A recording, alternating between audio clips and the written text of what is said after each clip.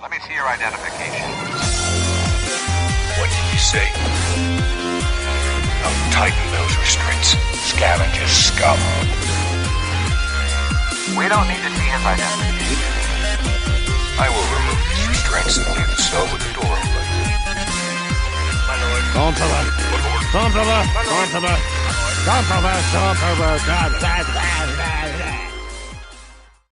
Hello, everyone, and welcome back to the Star Wars, the Sidebar Cantina. Wow. Sidebar Cantina. Yes. Yeah. Where we talk about Star Wars, pop culture, the unraveling of Dave's psyche, or whatever the fuck we feel Which like apparently talking is about. affecting you. I know, right? I'm Mr. Jason Roskam. With me here each and every single week, the Darth Vader to my Palpatine, Dave Martin. Hello, Dave. Jason, hello. How are you? Fine. I'm sure. I'm here. Mm-hmm. I am what you would call running on empty. Yes. Like we were discussing just before we went live. This is the feeling, the same feeling of flying like a nice 5-6 day trip where you're only on the ground for maybe 15 hours and then you go fly 16 hours. That was our lives for the longest time. Yeah. Oh, let's do that for half of the month. Yeah. And then when you're not doing that, oh, you're going to sit alert. Yeah. Good So times. I'm a little punch drunk, honestly. Mm. And well, everyone knows I was working the air show, but Yeah. it was intense. Yeah, apparently it went through today. So, I'm working today. but anyway, we're not here to completely talk about the air show, though I'm sure we're going to get to some of it a little bit later. But what are we talking about today? Dude, Andor. Yeah, that's right. It's over. It is over. And wow. Yeah. Yeah. I think, well, I mean, look, we're almost a week from when it aired. Yeah. So there's going to be spoilers aplenty. Mm-hmm. And I had some stuff spoiled for me before I got to watch these episodes. Did you really? Yeah, which is a bunch of bullshit. Wow. Yeah. That'll tell you how busy I was, dude, because I didn't watch it until today. Mm-hmm. And nothing was spoiled for me. Well, that's good. Yeah, because I haven't been on social media. I haven't been on nothing. Mm-hmm. The only thing we watched the live stream of the air show, like from when I had the C2 node set up. Yeah. I had my iPad streaming the air show, and that's the closest thing I got to looking at social media all week. Well, that's good. So nothing was spoiled, and it wasn't intentional. I just didn't get a chance to do it. Yeah. So, but yeah, we're dealing with some Andor today, but as always, we have a ton of other business to get to, which, what should we start with? Patreon? Do that? Maybe? Only if you have it ready. But what if I don't have it ready? Then we stall because that's what we do. Or everyone can sit here and watch me fall asleep at the chair. All right. Well, of course. Well, I might have had it this whole time, and I could have. Where was I all weekend? Haha. You're about to hear. Who's asking you this? Chris Forsyth in the chat. Oh. Yeah. So anyway, I was busy. Which we'll get to. But I got Patreon ready to go. Finally. All right. We'd like to give a huge shout out to all of our current patrons: Frank Ka-LEV-ich, Don Sulski, Helen Martin, Shotgun Mark, Nick from Swede Studios, Scott and Kim from the Use and Abuse podcast, Catherine Rennick, Tina Land, Wally Frogmore, my wonderful mother-in-law, Patricia Goodstein, Lord Helmet Fire, The Orange and Fett Show, Carly Vickers, David Schmuck, Chantal from Pop My Culture, Kristen Roskam, Sterling Azure, Dragon Buddy, Frederick Martin, and Nicholas Schaeffer. If you'd like to consider becoming a supporter, you can find us at Sidebar. Oh my God. Patreon.com/thesidebarcantina. Wow. Man, I'm all messed up today. It's pretty remarkable. And all I did was play video games all weekend. Thank you to all of our listeners and supporters. You are the reason why we do this. Fucking dick. Anyway, back to you, Dave. I don't know what I'm doing. Wait, I have notes. Yeah, I heard you have notes. Lunar Girl edited notes. So let's open those up. What's today? It's Monday. See. because we're 3PO, because we're doing the pod. Mm-hmm. It's the 19th because the air show is over. Yep. If you're new to Sidebar Cantina, welcome. Luna Girl was at Philly Fan Expo on Saturday handing out swag packs to everyone she saw decked out in Star Wars gear. You know who she didn't see on Saturday? You? Me. Yeah, no. Our Did you paths- look for her? Well, we got all of our stuff done before they showed up, so our paths never crossed because we left early, and they got there late. It's a shame. Anyway. Despite Jason not seeing her, she saw a bunch of people and they got swag packs. So hooray for that. Sweet. Which reminds me, we probably need to buy more stickers. Okay. Probably need more stickers. Anyway, this is going to happen a lot today, folks. Bear with it.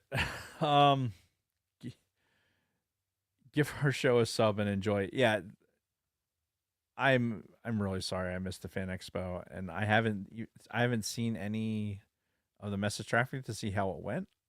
I'm sure you're going to talk about it for your week, and I can't wait to catch up on social media stuff so I can see how it went for everybody else. And I will be looking forward to that. Yeah. So let's kick it back to you. All righty. Well, we got a day in Star Wars today. It is a day. It is a day, and it's today, May 19th. In 1999, 94. Episode 1 of Phantom Menace is released. And I also forget to call my sister on her birthday that day. Yes. Did you call her today? Let's just say I did what I could today. The fuck does that mean? She's in rehab. She can't receive phone calls or anything right now. Can you send a note? I did what I could to get a message out. Okay. I mean, that's the intent is there. Yeah. And we're talking about it now. Yeah. Because it is Monday. It is the day. Mm-hmm. So. Happy birthday, Becca. Yeah. Happy birthday, Becca. Good luck. We're counting on you. Yes. But yeah, Phantom Menace came out. And it was 26 years ago now. Because last year. Fuck! Yeah, last year we did the 25th anniversary of it. 94. And yeah, 26 years old now, Phantom Menace. This is just disgusting how fucking old we are. Yeah. I can't even, like, it's Phantom Menace now, like 25 years seems so long. Like 26 officially now. 26 years seems so long ago. Yeah. I don't think I was even 26 when I watched it. Hold on. How old would I be? Yes, you were. No, I'd been 23. No, you weren't. Yeah. I turned 23 in 99. Yeah. So, yeah, it's been longer than I was alive when I saw it for the first time. That doesn't help. No. That doesn't help the situation. No. We're starting to have those things. Oh, jeez. I can't even. I don't even want to think about it. I need more caffeine. I know, right? Jeez. But yeah, it's an important day, Phantom Menace, and it's one of those movies that, you know, I used to shit on it all the time back in the day. Even early in the podcast, we shit on Phantom Menace quite a bit, and I feel like I've completely turned the corner on it, and I now appreciate it for what it is. Yeah, I agree. I think the prequels in general, my perception of them has changed. Yeah. And I credit the current generation that grew up on them because they stuck with it. Yeah, the millennials. Yeah, they stuck with it, and it was their Star Wars, and they owned it. Mm-hmm. And I think that level of appreciation just made me appreciate it. Yeah. Oh yeah. As a fan, and I think you get with the products like Clone Wars and Rebels and those things, and just the things that have churned out because of it. And I can't discredit all the series of things that have come out to tell us how these things were made. Yeah. Right? Oh yeah. All the background stuff that talking about how George kind of explaining why George made the decisions that he made, helps, I think, put us in his mindset. Yeah. To like, that was stupid. But at least he says why he did it. Doesn't make it better. It just helps you understand. Yeah. So, yeah, lots of good reasons to embrace the prequels. Yep.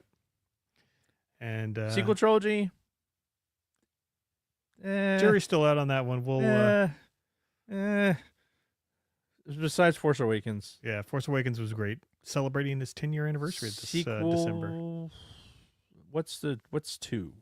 Last Jedi. No. I'm aware of that. Mm-hmm. No, what if it was just 2? Like, if it's not a trilogy, is it it's not a biology? No. Duology? Duology? Maybe? That's a word, but I don't think it's the right word. No, probably not. I don't know if there really is a proper word for it, if I'm being perfectly honest. Yeah, because I honestly hate lumping Force Awakens in with the other two. They're just like, there's just this weird cloud over the other two. But anyway. I wonder if it works. If you watch Force Awakens and then immediately go into Rise of Skywalker, if it makes sense if you just cut Last Jedi completely out of the picture. You know what? I don't know. Might be worth trying, but The Last Jedi exists in my head. Yeah. Somehow Palpatine returned. I mean, there's a lot of exposition there that, unfortunately, for the length of the movie, I think they had to talk through some stuff that probably wouldn't make sense if you didn't see Last Jedi. That is fair. Because then they like are kind of reversing course on some things that, or if not reversing, maybe just taking the jug handle on them. Mm-hmm. You know? Yeah. Anyway. Is Jersey the only place that has jug handles? That's possible. Because a lot of other places they'll have, oh shit. I can't even think of the name of it now. Roundabouts. Well, I mean, Jersey has tons of circles. No, the shit, they have them all over the place in Texas. Left turn lanes. Yeah, Jersey doesn't have much of those. Hence the jug handle. Mm-hmm. Something. Oh, like the frontage roads? Frontage road, yes. Yeah. It was coming. That's, yeah. My penis so smooth. All right. Well, we got some more podcasts to get to, so we won't discuss the frontage roads, the road construction of some more civil engineering of Texas. We ready to get into our weeks? Yeah. All right. So, like we said before, I had the Philly Fan Expo this weekend, and really it wasn't the weekend; it was just Saturday. Is the only day we went. Okay. So Bob Healy was initially supposed to go with me, but then he couldn't. But then he could again, so he ended up making it. Okay. So he got his precious Jedi saber signed by John Boyega, Sacred Jedi. which I'll have him show that off next week when we podcast with him. So, but what I got signed. Let's see it. I would like to see the baby. Yes. So first of all, we got there super early. We got the VIP passes for the weekend. Okay. We bought these last year, not even knowing who the guests were going to be yet. And with the VIP come certain benefits, right? Where you get into the venue 30 minutes before the rest of the plebs, right? And then you get priority in the autograph lines over the plebs as well. So we got there. We ended up being third in line for John Boyega. Wow. Yeah. So, well, Bob was third. I was fourth. And that was the first one we got. He showed up immediately. Like, I thought he wasn't going to show up for like another hour or two after the venue opened. And we were just going to be standing there, you know, killing time for a couple hours. But no, he showed up pretty much right at 10 and went right into the autographs. And he was cool as shit, man. Yeah. Yeah, we got up there. I gave him this guy to sign. Aha. Yes. FN2187. This is the one. This is the right This is the correct one Yeah, to have signed. because I figured if I was going to Oh, have... and he signed it up in 287. He did. Look at that. Oh, that's awesome. Yeah. Try and get a good angle of in the camera for people to see it. Yeah, I've had that. That's one of the very first Black Series figures I ever got. And I knew that's the one that I wanted him to sign. Yeah. Somebody had the helmet, the Stormtrooper helmet with the blood stain on it. Really? And had him sign that. That was one of the guys that was ahead of us, which I thought was really cool. Yeah. And yeah, he was cool as shit, man. I just said, "Hey, loved your performance in the trilogy, and I love the character of Finn. I hope they bring him back." And he's like, "Yeah, man, me too." And because obviously he couldn't say anything, even if Right. he was on track to And he's come all back. I'm sure he was all British too. Yeah, Like, yeah, 'cause yeah. He's very British, British. I can't do voices right now. right? But no, man, he was awesome. He seemed like he was very grateful to be there, and he was cool with everybody that I saw go through. So Did you stay for any of the extra stuff? no, You just did signatures and rolled? yeah, pretty much just to get out of the crowds and all of that. We got in, hit some vendors, and got our autographs and bounced. Because they're honestly, so one of the guys that I wanted to see while we were there was Manny Jacinto, who canceled. So Did he? Yeah, so he wasn't there because I was going to have him sign, the Stranger Black Series figure. Okay. But yeah, apparently it wasn't meant to be. But somebody else was there that I initially hadn't planned on seeing, but decided to anyway, because I know he's not very popular amongst Sidebar circles. But Anthony Daniels was at Yeah, that was at one of the the bigger expo. draws. Yeah, and we decided, you know what, fuck it. This vendor over here is selling Black Series figures of C-3PO. Let's grab one and fucking have him sign it real quick. So we did an impromptu Anthony Daniels, and I had him sign one of those retro style figures, Oh, I like that. and he did it with the gold. Now I'm going to have to get that price tag removed, which I have a technique for doing that. But yeah, had him sign the retro style. Same with that I had Mark Hamill sign. So maybe that's what I'll do from now on. If I can get any of the classic cast, get them to sign their retro figures. Though a lot of them are dead now. Carrie Fisher, Harrison Ford will never do anything like this. You never know. He might get senile to the point where he decides he's going to come out. Yeah. I mean, Shatner started doing more stuff the older he got. Yeah, Shatner was there this weekend. I saw him doing a panel as I was walking around. But Anthony Daniels, so I got in his line, and when I got up there, I'm like, "Hey man, just want to say thanks for everything you've done, for all you've contributed to Star Wars." And he's like, "Oh, well, thank you." And it's really you guys supporting us all these years that have made this, all possible and everything. So, he basically said like it's the fans that have, been behind all of this success and everything else. And Yeah. which, I mean, obviously, Yeah, but he, kind of thanked us all in one small conversation. Yeah, that was cool. Yeah. And being magnanimous about it. Yeah. That's cool. And look, as much as I know Nick's a huge C-3PO fan, and Anthony Daniels fan. Yes, he is. He's been in every fucking Star Wars thing. Yeah. Like there's something to be said for that, whether you like the character or not. I mean, like, it's the one person and you go like, yeah, this guy. Yeah. This guy's been in every single one of them. Yeah. He's been in more than, He's had more to do with it than fucking George Lucas has. yeah. or Mark Hamill or Harrison Ford, Yeah. It's crazy. Anthony Daniels has been in more than all of them. Shit. So, He was in Rogue One, for God's sakes. yeah. Stupid line in that movie, Well, but but he made an appearance, so he got he gets the credit. he wasn't in Solo, was he? I don't think so. Yeah, I don't think that was possible. I don't know how they would have tied that in, honestly. Yeah. Oh well. But been in Clone Wars and Rebels and yeah. And it's always been Anthony Daniels, the old Droids cartoon that came out in the 80s. Like it's been him the whole time, lending his voice to this. I don't think they've ever done C-3PO without Anthony Daniels. So something to be said for that. Yeah. Like it or not. So, anywho, and that's really it. We got our 2 autographs. We fucking bounced.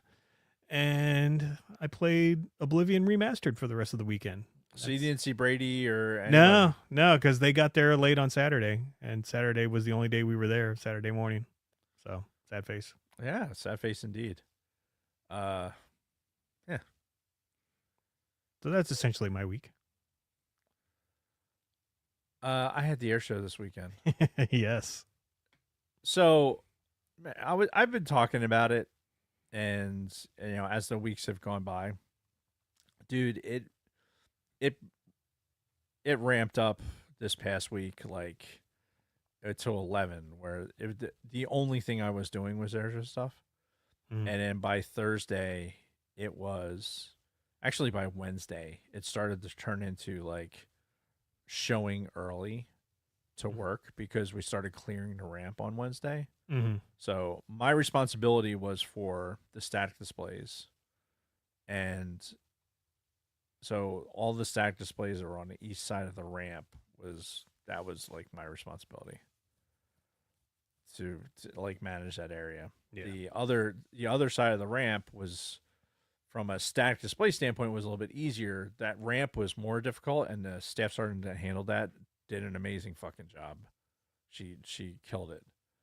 But that's where like there was 2 C-17s and 2 KC-46s over there. It was mobbed. And I had all the airplanes on my side, and on Wednesday when we started really getting an idea what the weather was going to look like,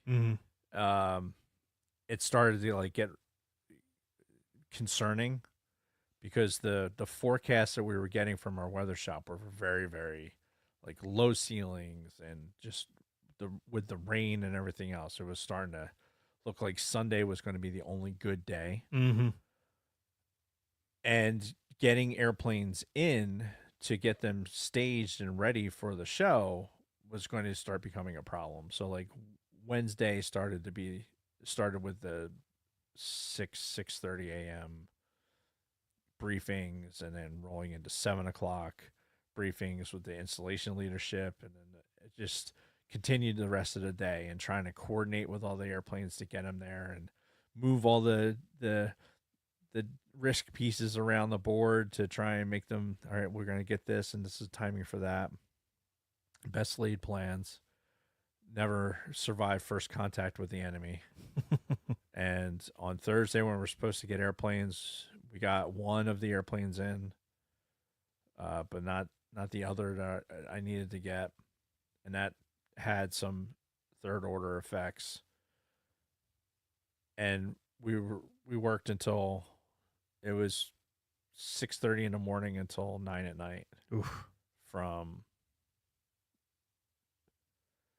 don't think I worked that late on Wednesday. It was pretty late. I don't think it was that late. But Thursday until last night, it was easily 6:30 to 9:30 at night. You get any overtime for this? No. Ugh. No. They won't pay me overtime. It'll work out in the end. The task itself of being like, I love airplanes, and I wanted to be a part of it and putting it together. The actual, you don't realize the scope of this thing, the size and the scope of this thing, until you're in the middle of it. Yeah. Like, even as we were like going into Friday, when it was just going to be like, hey, there's going to be over 3,000 school kids on the ramp that we got to worry about. If there's a thunderstorm that comes in, how do we shelter them? Like Right. all these shelter plans and everything else, which we had plenty of shelter for. But 3,000 kids, it's a lot of kids when you think about it. It's just, where's everybody going to go? And then we ended up on Friday afternoon having to make a decision about because of the weather, whether we're going to cancel the show.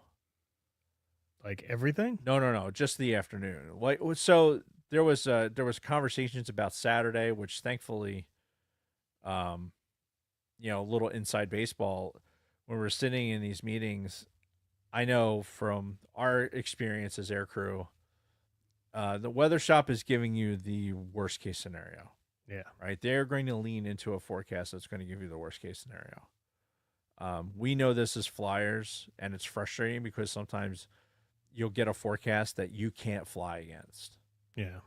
And it's like, we know it's not this. We know this isn't the actual weather.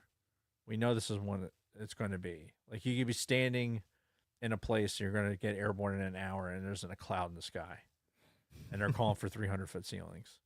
It's like, maybe tomorrow, maybe overnight, but not right now. Not when we're trying to take off. Sure. Like, change it. Which, oh, by the way, impossible, because I tried.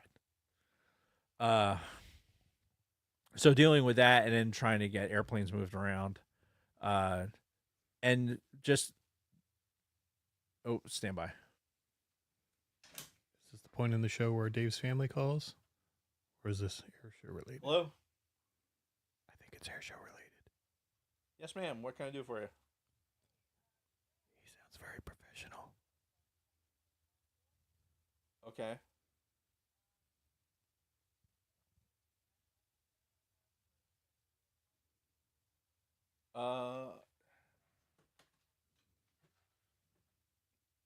Yeah, let me see if I can get somebody.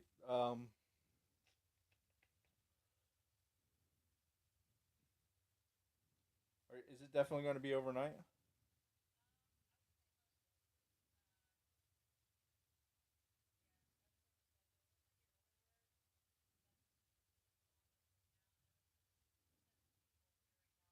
It sounds very important. Okay. Let me give a call into base ops, and I'll make sure that gets arranged. He has to make I'll have him work with TA and make sure that gets arranged.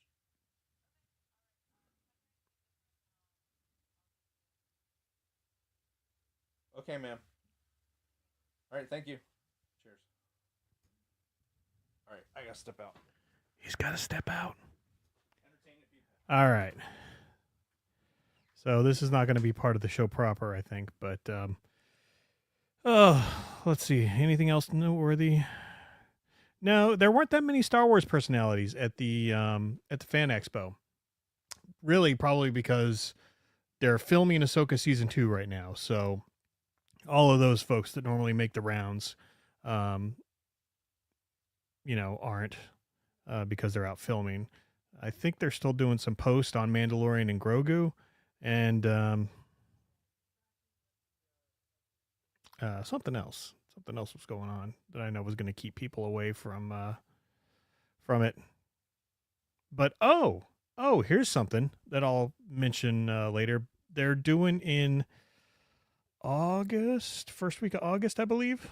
It's called the Rebel Scum Con, which I am probably going to. August 8th to the 10th in Dallas. They're doing the Rebel Scum Con, and the main reason that I'm going is because one, Sam Witwer is going to be there. Also Katie Sackhoff, and a whole bunch of other Star Wars related guests are going to be there. So that's another con that I'll have a report from. And this one is all focused on Star Wars. Emily Swallow, who plays the armor, Katie Sackhoff, Sam Witwer, Matthew Wood, the guy who does what's his name, General Grievous. Apparently, he's also the battle droid voice. So I'm gonna get that dude, the guy who played Wedge, Dennis Lawson. A lot of OG trilogy folks. The gal who played Ula from Return of the Jedi is there. Let's see. Guy who was apparently in the Wampa suit in Empire Strikes Back. The green team, the A-Wing pilot who the last scene you see of him in Return of the Jedi is going, ah, as he's spinning and crashes into the bridge of one of the Star Destroyers. Oh, Michelle Ang, who is the voice of Omega, is going to be there. So I might get her to sign a Black Series figure. Let's see. Who else? So this actor, Ross Beedman, is going to be in it. Who is this guy, you ask? Well, you may remember his one line from episode 3, Master Skywalker, there's too many of them. What are we going to do? That guy apparently makes the rounds at these cons. So he looks like he's, well, when was Revenge of the Sith? It was, what did we just celebrate? The 20th anniversary? So this guy's probably 25, 26 years old. Looks pretty young. He's got his fists up like maybe he's I don't know, martial arts guy. I don't know. Very strange. But, we've got a puppeteer who was the left arm of Jabba the Hutt in Return of the Jedi, who's going to be there. But, Rebel Scum Con in Dallas, Texas, August 8th to the 10th. If you're in the area, let me know, because I will most likely be there. Oh, yeah, I should get Katie Sackhoff to sign a Black Series figure, too. But, yeah, freaking Sam Witwer, I'm going to have him sign one of the Starkiller Black Series figures, since it's actually his likeness and his voice, as opposed to like a Maul or something. Which, yeah, I don't think it would even make sense having him do a Maul Black Series figure. So, yeah, gonna have him do Starkiller. Ooh, I should take my copy of Force Unleashed. Oh my god, I still have my original copy of that too. Oh my god, I should do it. I think I will. I love that game so much. I 100%ed that motherfucker. All right. Dave's still out on the phone. Tell Sam Witwer I love him. Will do. I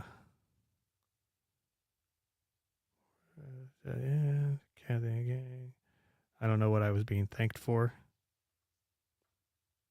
Don't know who RIP'd. We good? Probably not. But should we play like a 30-second to get us back into it? No, why? What have you been doing? Babbling.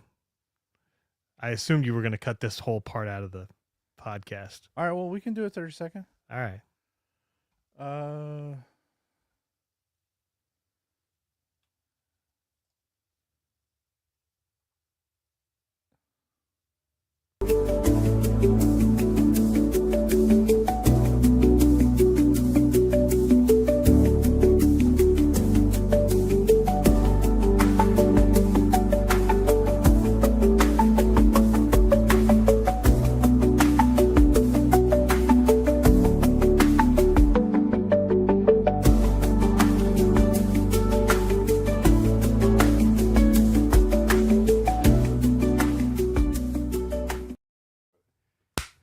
We're back. So Dave has rejoined us here in the studio. Yes. After being pulled aside for more air show work. Go figure. Yeah. Until my last airplane is gone, my air show is not over. And unfortunately, my last airplane is broken right now. Sad face. Yeah. So if I get pulled away again, I apologize to everyone. But this is... it's a big deal. And like just to finish out my week talking about it, the amount of effort that's put into something like this, like if you've gone to the air show, if you went to McGuire's air show, and I hope you enjoyed it. If you had any like major issues or even minor issues, honestly, like provide that feedback. I think via powerandopines.com, like I think through the website, I think there's some contact points for public affairs. We're going to aggregate a lot of data and make the show better for the next time.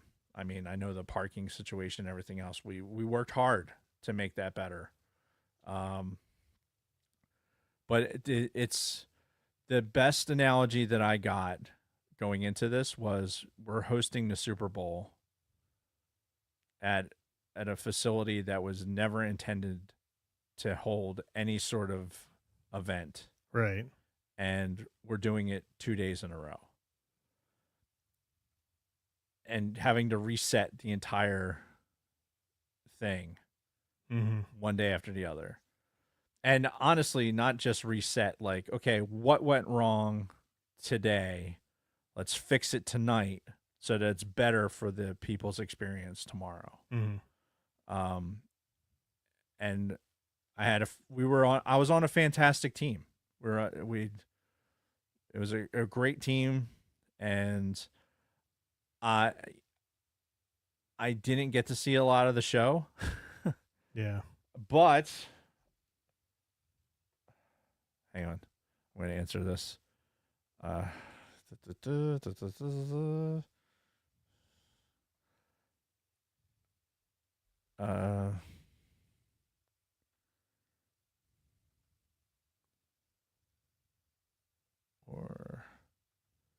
going to stay.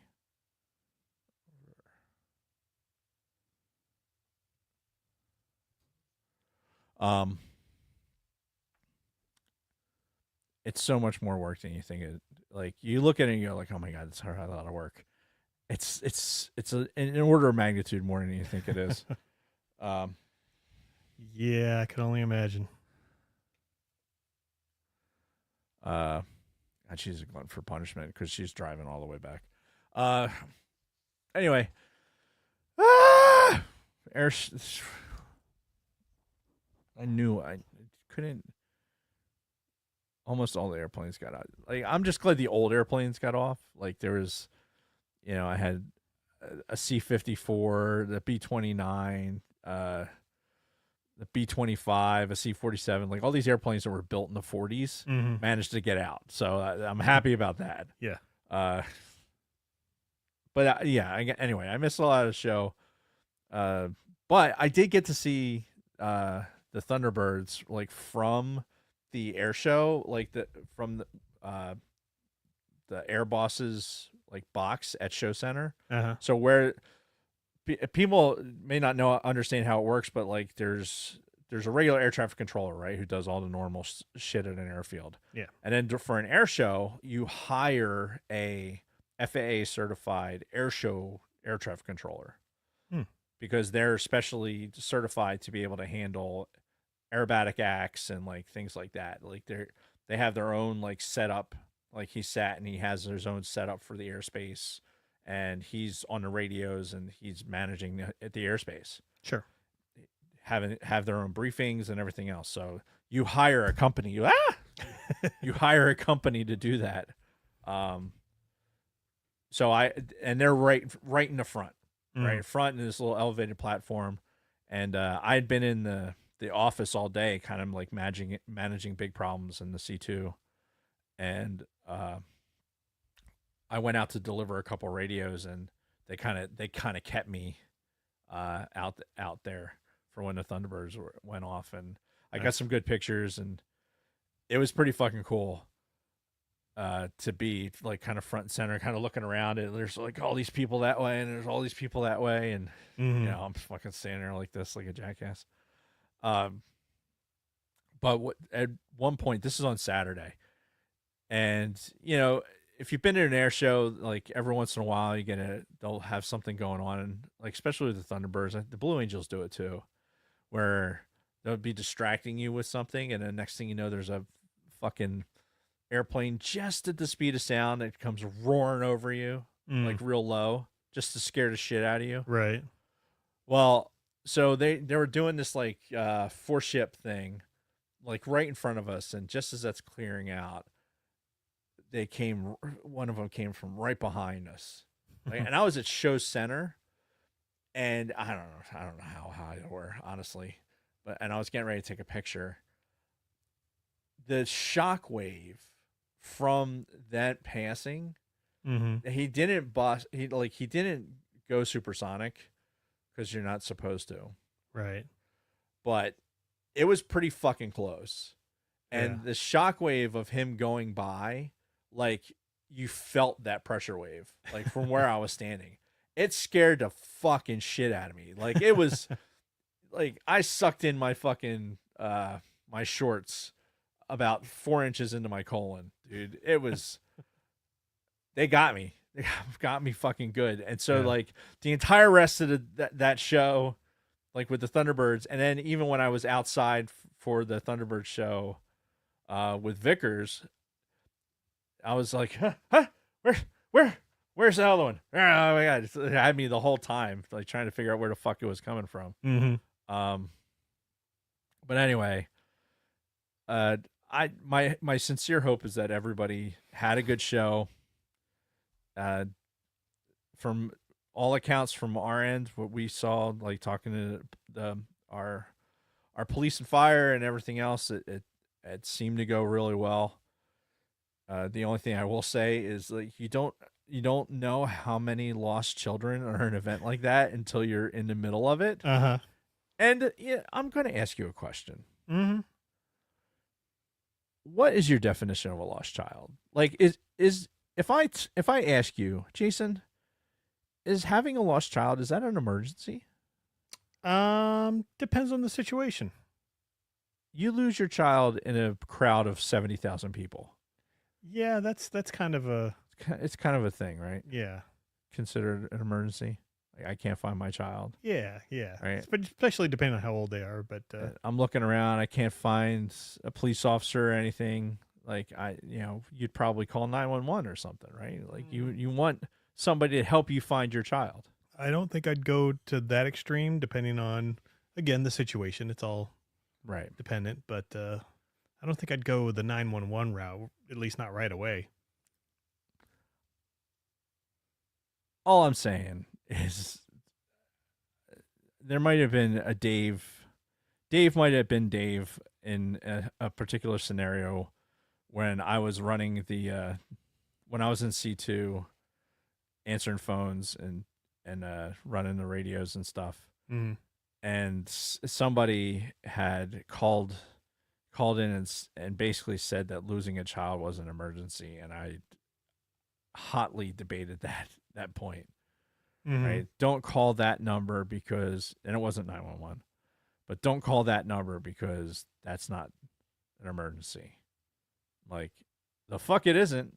Right. Like it just struck me as like the most ridiculous thing I've heard in a long time.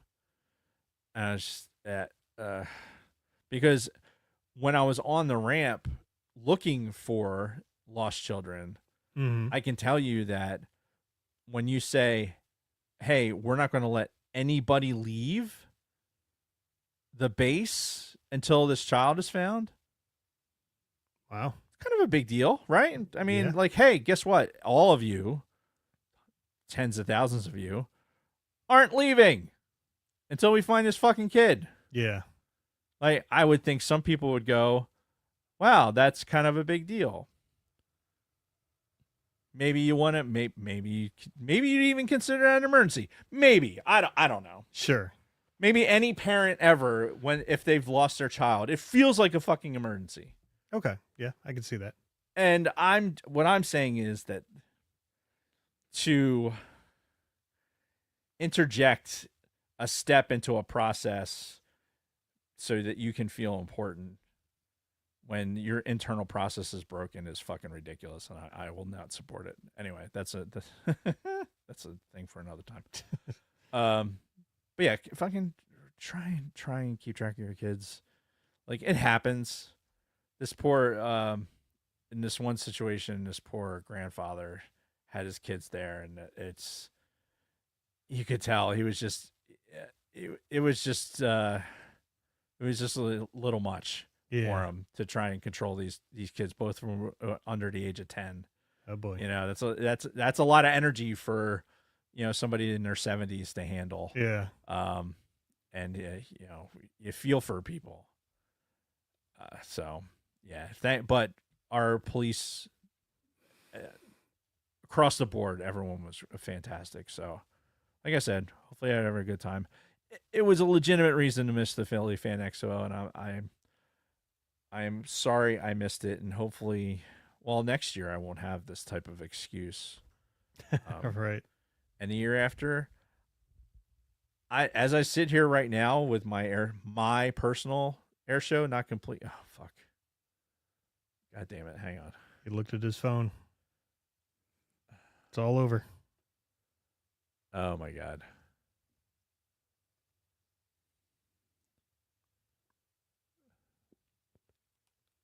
They're missing rental cars. Oh, jeez.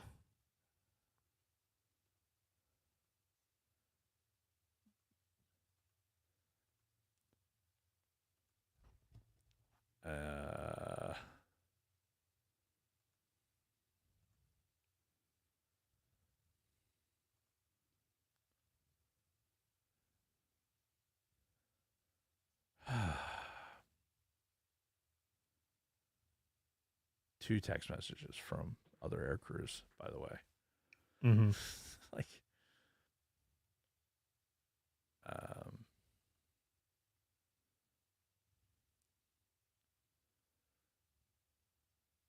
we're just gonna cut all this out. Entertain the people. What are you doing? I'm just waiting for you. I don't know. Do something. Do something. Get me somebody. Get me somebody while I'm waiting. I need to apply some bandwidth to this problem.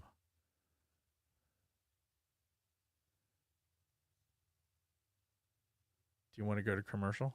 Sure. Go to commercial. I got to pee anyway. All right, we're going to commercial. All right.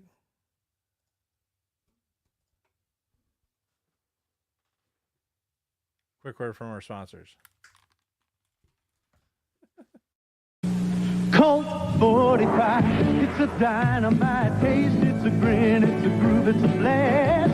Colt 45, it's a dynamite taste, it's a win, it's a definite blast. Colt 45, and loaded with dynamite taste. So grab one, down one, get yourself around one. Colt 45, malt liquor, Colt 45, it's a dynamite taste.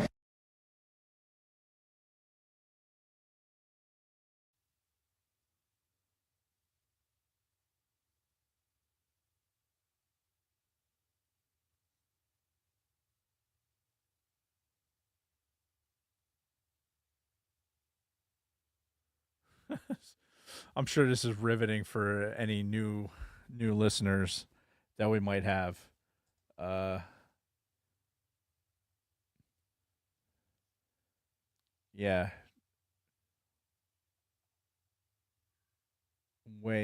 I heard it was expensive. But it was like any other event. So when you do stuff like that, you hire a master concessionaire and you control the prices that way. So if anything, it makes it, while it doesn't make it cheaper, it makes it from becoming like crazy expensive. I don't know. I heard they had $7 lemonades. Well, I know, I saw that, but everything was expensive. But yeah, I mean, go to a concert. Like, how much is it's unfortunate that that's the reality. But our concessionaire contract, I guess that's why it's a contract. Like, we're not making that money. Yeah. And unfortunately, that's the visibility, right? They think that the base is somehow making that money. Mm-hmm. We're not. We want people that it's an open house and air show, right? The Thunderbirds being there and everything else is to show, like, hey, this is what the Air Force has and what they're capable of, and here's some other entertaining pieces. Mm-hmm. But we want to showcase the base as an open house, and having food and stuff like that to eat. It's much better for the customer experience if I hire somebody that this is what they do. Yeah. Rather than just saying, hey, I'm going to have these 6 airmen. They're going to cook hot dogs, and we're going to do this for 100,000 people. Like, that's not going to work. No. You'll never be able to supply it. There won't be any. It just won't work. Not if you want to have the right amount of people. Yeah. So, and I will say this. If you tuned into the live stream of it, like Airshow Network live stream, you can still watch it, and it's going to be up there forever. But the two announcers are excellent. The production crew was fantastic. They were great to work with. They worked hand in hand with our PA team. Really, really good. Yeah. So do things. Did you see that John was in the chat? What? Yeah. I know. I was surprised too. Shut the front door. He's in there. At Shouldn't least. he be at work? I don't know. Do you remember where you left them? Oh, are we still working on the Yeah. mystery of the missing rental cars? Yes. You said he's here. Olo. Hello. Oh, it's because new comments are all the way to hell down here. So, yeah, the B-25, the pilot was actually pretty cool. Like, yeah, I had a bunch of guys that like we're in flight suits and we're really cool, and this dude was in like fucking pair of shorts and a pink T-shirt, fucking going up and Nice. flying this fucking warbird, pulling G's and throwing the Bombay open. It was fun. It was a lot of fun. Yeah. Hey, let's talk some Andor. All right. Do we need to bring it back with another countdown or? I'll fix it. I'll fix it in post. All right then. So let's get to our main topic then and talk about some Andor, shall we? Let's. So this is it. These are the final 3 episodes. And I got to say, overall, they were enjoyable. Again, I felt like the last 3 were better, just better shows in general. But I mean, nothing wrong with these Really? final 3. But yeah, no, I thought 7 through 9 was a better trio of. Only because like the second half of this is all just sort of setting up for Rogue One, where it's like not a whole lot exciting happens. Kind of especially in the final episode. I don't know. All right. It's just We'll talk that out. okay.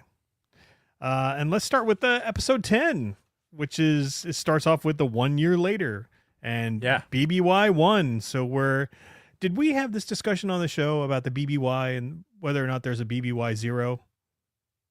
Or was that somewhere else? That might have been with a coworker. Maybe? Yeah, so we were talking about this, and I don't think that there is a BBY 0. I think it's only goes from BBY to 1 BBY to 1 ABY. And it's Okay. that year, that 12-month period before the Battle of Yavin and that 12-month period after is the 1 and the 1. Okay. So it's a 24-month period. Yes. Well, Well, they can't be the same thing. right. Because then it'd just be one thing.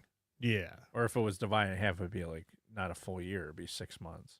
Yeah. So it'd be like a 24-month period. There'd be a 0 in the middle of it. Right. There has to be a midpoint. We're just not defining it. Correct. Yeah, because we just go from 1 ABY or 1 BBY to 1 ABY. Yeah.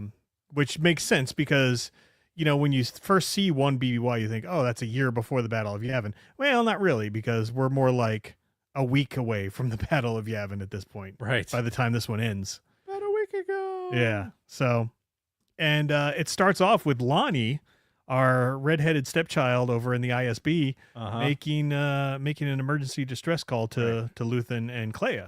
Right. Hitting the big button. Yes, which he wasn't even sure was going to work, but certainly did. And he has this meeting with Luthen where basically he tells him, look, I'm burned. Like, this is it. We got to pack up and fucking go. Right. Because of the shit that I just learned.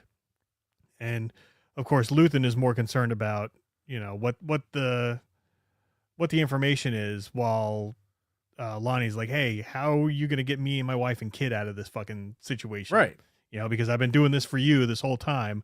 How are we going to resolve this? Yeah. And it was a back and forth. And basically Lonnie explains how he knows about the Death Star, about, all of the the logistics and everything that's been going on is all leading to this super weapon that the Empire is building. Right. It's not part of the Empire's energy program. It's all a front for, Project Stardust, as we now know. Right.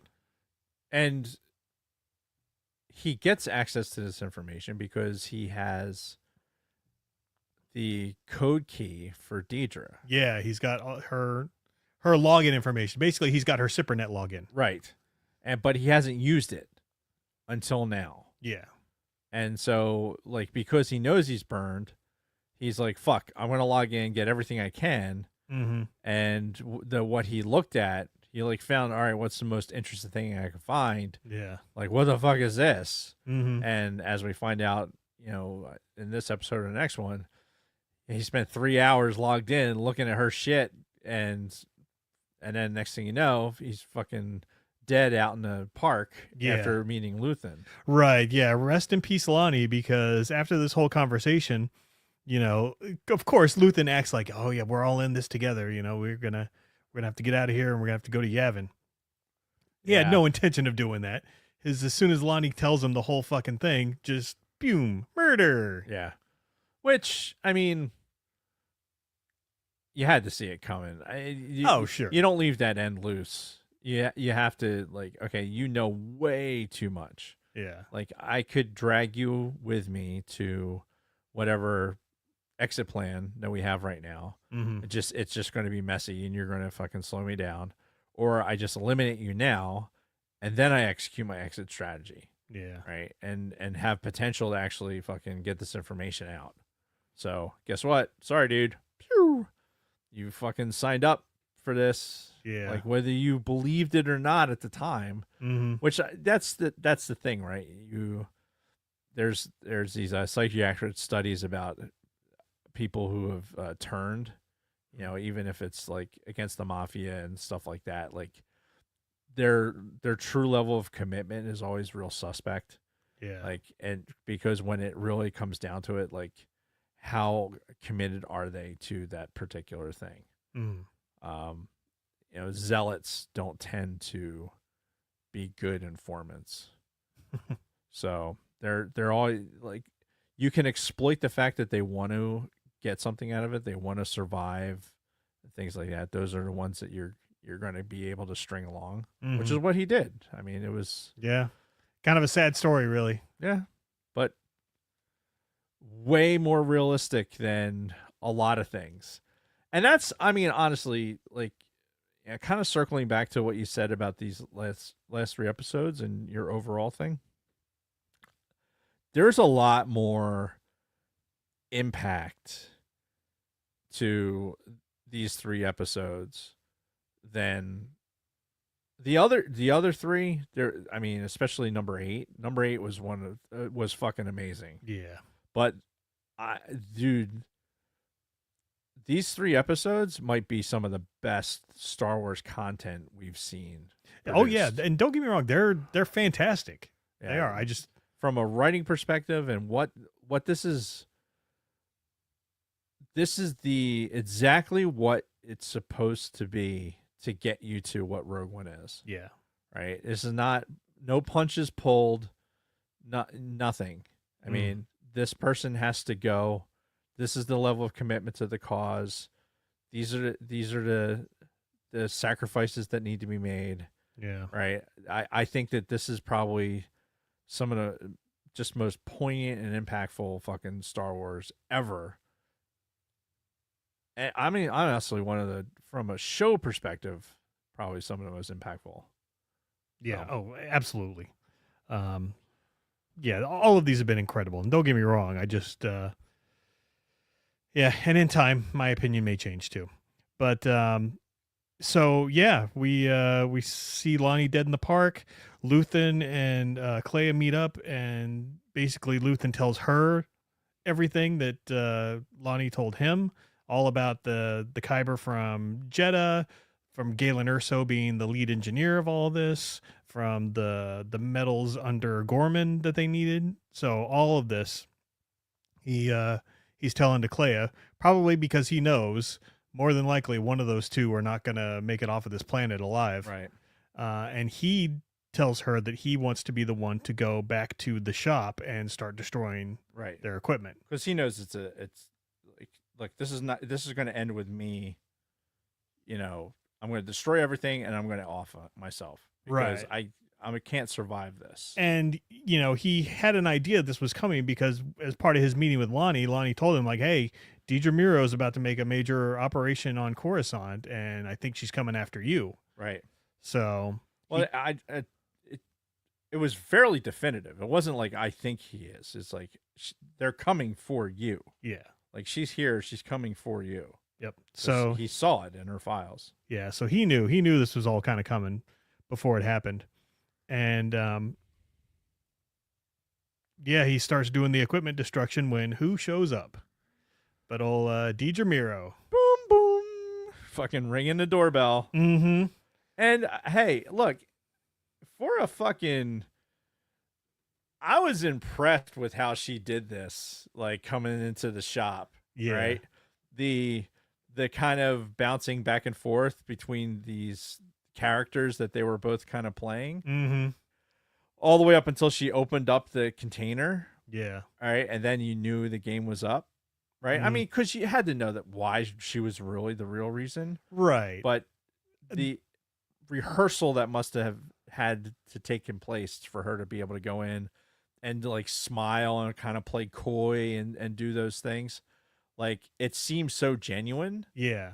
That, you know, if you're Luthen, you're like, what is really happening? Like you almost got like this like seed of doubt. Like, yeah. Even as an audience member, I had a seed of doubt as to whether or not she was there to bust him or maybe doing something else. Like maybe she was turning, I don't know. Or maybe she really was just investigating the shop, but didn't know if it was officially him or not. Right. So yeah, it was a great exchange between the two of them leading up to her pulling out that Imperial, what the fuck was it? It was the same object that Andor had in the very first episode of season 1 that he was selling to Luthen. That's what started this whole thing. Yeah. Was that unit that, yeah, it's a little bit banged up because they probably pulled it out of the wreckage of the fucking, the church or no, the bell. It was like the bell with all the chains and stuff, right? Isn't that where it was left? Yes, I believe so. But either way, yeah. So it was just great that they used that as the thing to kind of, you know, her show him like, I've found you, you fuck. Like I've practiced this in my head for so many times, right? Yep. And she smells or sees the smoke coming up from the back room, so she knows he's destroying evidence back there. And while she's got her back turned to do that, Luthen takes a knife and fucking stabs himself in the heart to, you know, off himself. Yep. And then it becomes this whole thing where it's like the Empire needs him alive. So Deidre panics and calls in the medics, and they eventually take him to this hospital where they've got the whole thing locked down to the chagrin of the hospital staff. And, yeah, so Luthen's now in the hospital on life support while Deidre's trying to figure out when she can interrogate him while they're like, he's fucking barely hanging on. Right. Like, she's completely delusional at this point. Yeah. Right. Because she has to have him alive mm-hmm. to have any hope of making it out of this. Right. Because what we find out later is she did all of this unauthorized. Right. This whole raid and everything. She did this off the books. She wasn't even on the fucking Axis case. Right. But she took it upon herself to do this when she felt she had it. Right. And, later she gets arrested in the hospital because of that. Right. Because she, didn't go without clearance from the heads up or the, muckety mucks. Yes. The big guys. Yeah. So, as they're taking Luthen out, he's on a really cool like gurney droid. I don't know if you actually got a good look at that or not, but it's like a floating gurney and it's got like an R2 unit's head on it. It's pretty neat looking, I thought. Oh, almost like the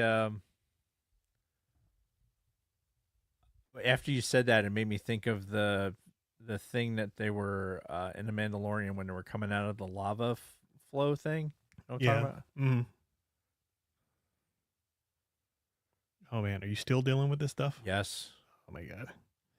Oh, there's maps now. Like I got maps and circles and arrows and all kinds of shit. Keep going, man. I'm here. All right. Yeah, I thought that gurney droid was kind of cool looking. Yeah. And the Empire's clearing out the gallery now. We see all these shots of them taking, sweeps of the whole shop and taking evidence, putting them into evidence bags, and yeah, it's an NCIS fucking crime scene. yeah. They bring in this fucking communications lady who she's real kind of goofy. Yeah, because she makes like a awkward joke later on. Yeah, because she's one of those nerds, right? It's that stereotypical like the overexcited coroner, right? Who's just like, wow, this one died really cool. You want to see? Like, yeah. No, I don't. Like that's what this reminded me of. Yeah, it was pretty good. And all this time, Clea is seeing that the Empire took the gallery. Right. She was kind of at a viewing distance when all of this went down, and she saw Luthen get loaded up in the ambulance, and knows that the cover's been blown. Yep. So she knows what she has to do next. Yeah. Because if he's in an ambulance, that means there's potentially he's alive. Right. Yeah. And he needs to be unalived. Yep. And she goes back to the safe house first. The same safe house that they've been going back to this whole season. And then that's when the flashbacks start. So we start getting flashbacks between her and Luthen going back to when she was a little kid. Yes. And Luthen was, I guess, I'm trying to figure this out. I'm assuming he was some sort of a local security detail that the Empire was using. Yeah. Basically, the Empire was pulling a Gorman on some other poor city where they were basically just, taking out anything that moved. Right. Because you could hear like the screams in the background, and if you like put on the closed captions, you could hear it through the comm chatter, like the troopers going, "Fire at anything that moves! Strafe this house! There's still some alive in this basement!" Yes. Yeah, and he had just gotten to a point where his humanity just couldn't take it. Yeah. But somehow he made it to sergeant. So it's like the uniform that they're wearing, like none of them have any helmets or any headgear, so it's really tough to tell by their uniforms. Yeah. Like somebody can probably tell us Imperial Swamp Trooper. I'm not sure about that. Yeah, well, what I can say is that this would have taken place, probably 15 years prior. Think of Clea probably is in her early 20s. Sure. The kid was probably like 5 or 6 years old. So when he finds her. Would the Empire had already been like doing shit like that though? See, that I'm not 100% sure of, but my thought is maybe he was a sergeant in the army on this planet before the Empire rolled in and said, "You guys are all now part of the Empire. You're sort of our local detail." Right. But I mean, it's the Empire. They probably were mass murdering. Yeah, I mean, all the way in the beginning. Sure. I mean, these people. I'm sure they deserved it. I'm sure whatever. Oh yeah. These people did that. And orbital bombardments are expensive. So this is what you got to do. You hire local help. Yeah. And they have a tremendous amount of PTSD. Yeah, and that's one thing I did notice. Helmet Fire brought up the outfit that he's in is very similar to the one Han had in Solo when he was in that battle. I was thinking about that, but when I went back to it and was looking at it, none of them are wearing that headgear. Right. Because in those sequences, they all had that headgear on. Mm-hmm. So I was trying to find and like be able to associate it with that headgear. You would think they'd have at least one, because you get that that grunt that comes in to tell him that his radio's off and everything. Like he's wearing some armor, mm-hmm. but I can't really couldn't really differentiate like what that was. Right. And we're talking about it. I'm sure somebody online has already been like, Oh, it's already figured out. It's this Yeah. guy. Yeah, he was wearing the. you idiots, it's this. But you know, Sidebar, by the way, I got last week mhm. when we were talking about the Black Series and Cassian Yeah. in the test pilot stuff. Yeah. Yeah, I got that. Oh, nice. Oh yeah. It showed up like the next day. Sweet. Kind of ridiculous. Yeah, it's I opened it. Okay, as I kind of figured you would. Yeah, I opened it, and so he's standing there with the other TIE pilots. Nice. It's weird though because it's almost like they did it on purpose that the uniform is too big. Oh, on him, really? right? So he's got like he has the straps hanging almost like you would if you were wearing a G suit, Mm-hmm. right? Or a parachute. Yeah. So it's kind of has that look to it, like if you've seen a picture of somebody in World War II, like what they would look like. Yeah, I know what you're talking about. So it has those, but the uniform is like real, like kind of big. So it looks like his torso is like super long. So it's either that it's just a little bit off from a perspective standpoint, or they did it on purpose. Yeah, I'd like to think they did it on purpose. Yeah, that's what I'm going with. Yeah. Fuck, where were we? Solo uniform comparisons. Oh to yeah, what? because all these flashbacks that she's having. Yeah, he was part of some sort of army that was associated with the Empire. Is basically what we know. He was committing murder. Yes, and he had enough. You could tell like he was done with whatever the fuck they were doing, and he also finds Clea stowed away on the ship. Who was he? He was saying a name and telling them to stop. What was the name he was saying? I think he was just saying it in another language, because he was saying "make it stop," basically, you know, to himself, and then he would say something in between, and I think it was just in another language. It didn't. You had the captions on it. It didn't say anything in particular. No. Just said some gobbledygook. Yep. Fair enough. Yeah. So, yeah, I think it was just him talking to himself, just, you know, mentally unraveling as all hell's going on around him. Hey, and again, this is opening the final door to like, okay, this is how their relationship is, how it began, and what his motivation is. Yeah. Right? Where it began. Like, he's seen the atrocity. This is what he's going to spend the rest of his life to make sure it doesn't happen. Mm-hmm. And she's hiding out, and she's the beginning. Right. Like, everything that's happening, like with him and the start of the rebellion and like just fighting against them, his methodology starts the second he sees her. Yeah. It's almost like that's the catalyst that makes, he's like, you know what? I'm going to fight back somehow. Yeah. So it's really poignant. And I appreciated because it can be done so clumsily, and it wasn't. So I was happy for that. That's it. That's what I'm going to say. Okay. And as it goes further into those flashbacks, you can see she's kind of leading the charge almost to take action against the Empire. You know, she's the one who's like super eager. She wants to do this stuff. She wants to be, you know, part of the whatever these terrorist acts are that they do or whatnot. She wants this to happen. She's deeply invested, even as a little kid.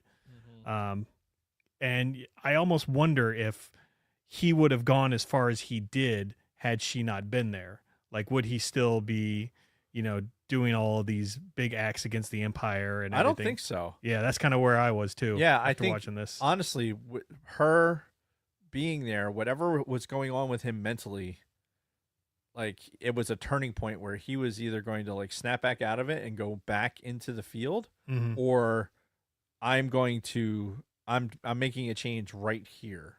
Yeah. I'm going to, sabotage the ship so it doesn't look like it's fucking running. I'm going to escape, right? I'm going to go AWOL, and start fighting against them. Right? And she was the catalyst to make that happen. Yep. They had that great line. She's like, "Am I your daughter now?" And he says something to the effect of, "Whenever it's useful." Exactly. Yeah. So it's an interesting dynamic between the two of them, but essentially it's a father-daughter relationship. Then they've been together for, 15, 20 years at that point. So now she is the part where she decides she's got to break into the hospital and she's got to finish this. Right.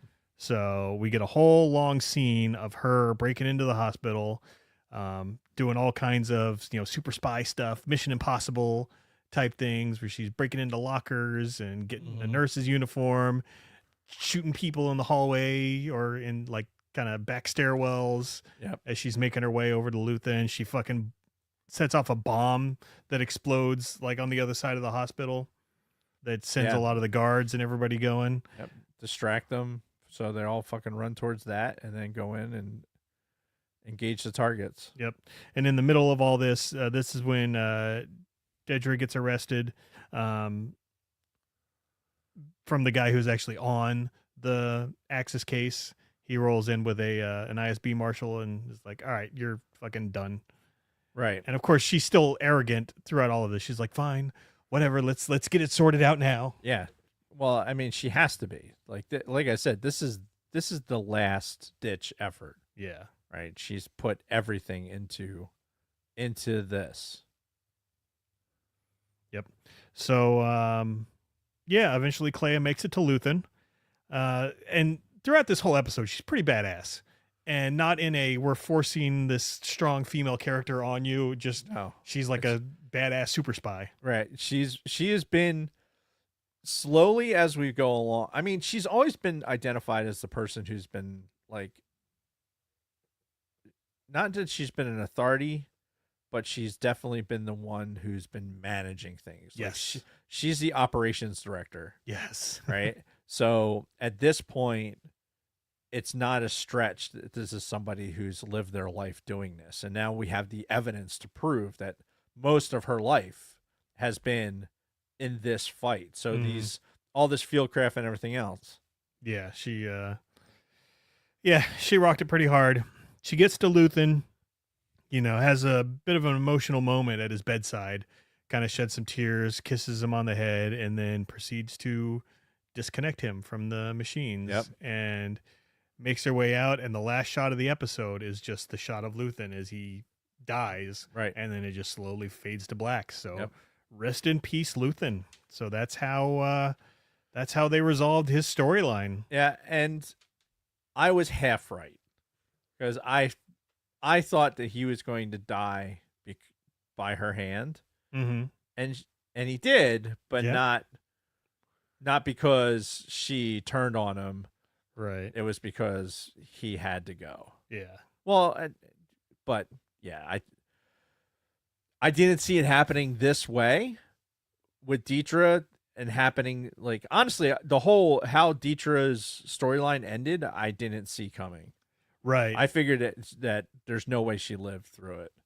Yeah. And I still don't know why they kept her alive, to be honest. Well, they need all that labor. Yeah, I guess so. But we'll get there. So yeah, episode 11, we start off back in the hospital, where they're now trying to figure out what the fuck just happened as Clay has already made her escape. They're trying to pick up the pieces and see what the hell happened. Meanwhile, Deidre is in custody. We see her in the ISB interrogation room, that same room where she interrogated Cyril back in season 1. So now we're back here, but instead of, it being anybody else, it's fucking Rennick who rolls in. Yep. And he shuts off all of the comms in there first. Right. Shuts off all the recording devices. Yep. It's like, all right, we're doing the fucking top secret shit. Mm-hmm. Like, all right, nobody else is in this room is going to hear this conversation. Yeah. And he rolls in there with a pretty, interrogation. And, yeah, it's Pretty good. and it's direct, Yes. right? And it's so, and it there's some interesting timing too, right? Because he's talking about like he had to come to Coruscant to take care of this because later when he's interacting with Granddad, Mm-hmm. he's saying how he's supposed to be on his way to Scarif. Right. Like so somehow this brief interlude was when he was on his way to Scarif. Yeah. So it's that, you know, those tangents of things happening Mm-hmm. that were really interesting. Yeah. And he, you know, he's asking her like, why do you think I'm here right now? And then she mentions, what's his name? The redhead was murdered. She's like, well, I just found out that, you know, Lonnie was murdered 3 hours ago. And Krennic's like, do you really think I would come out here for some, what we call him, like a secretary or something? Some ISB secretary Right. would drag me to this unforsaken basement here with you right now. Uh-huh. And he gets in her face and he's like, why am I really here? Say it. Say the words. Say the words. And then she's like, fucking Death Star. So I guess what happened was, as she's, you know, basically going above and beyond trying to find Axis, doing a little more than she should legally be allowed to do. She's basically at this point an intel troop who's got access to the Cybernet, who gets into a lot of areas that she's not, doesn't have the need to know to see. Exactly. And it's like, oh, I got pulled into this other project that grants me more access than I had before. Yep. Right? Because she was in that secret circle. Mm-hmm. And using that newfound access, she was able to search for other things, and rabbit holes turned into like, well, that looks interesting. I'm going to drag that into my desktop, and and thinking about the repercussions. What? And all right, devil's advocate, I guess. Not really devil's advocate, but I guess in her mind, there was probably, and this is, you know, people that do this shit, this is how they rationalize it, honestly, is really what it comes down to. Is like, hey, this is my Zipper login. I'm not like printing it. I'm not sending it to anybody else. I want to look at that for later because that looks interesting. Yeah. Like they don't have that internal, like, I don't have the need to know for this, so I don't need to know it. Mm-hmm. Right. And you need to get to a point where it's like, I don't want to know that. Right. Right. That's the point you need to be like, it's like, there's a door there. I can open it, but I don't want to. Right. Yeah. And she was the opposite. She's like, I'm going to go through any door that I can. Right. If it means getting. There might be information in there. Yeah. And Krennic referred to her as a scavenger. I guess because that's a term they use for people who do just that. Right. Go into the secret internet and pull down a bunch of stuff that they're not privy supposed to get. Yep. Like, well, that looks interesting. Holy shit, look at this. Yeah. So he leaves her with that, and yeah, you can tell she's in some deep shit at this point. Meanwhile, back at the hospital, the hunt is on for Clea. While she's back over in the safe house, cracking the walls open. Yeah, she got the fucking hammer and chisel, and she's like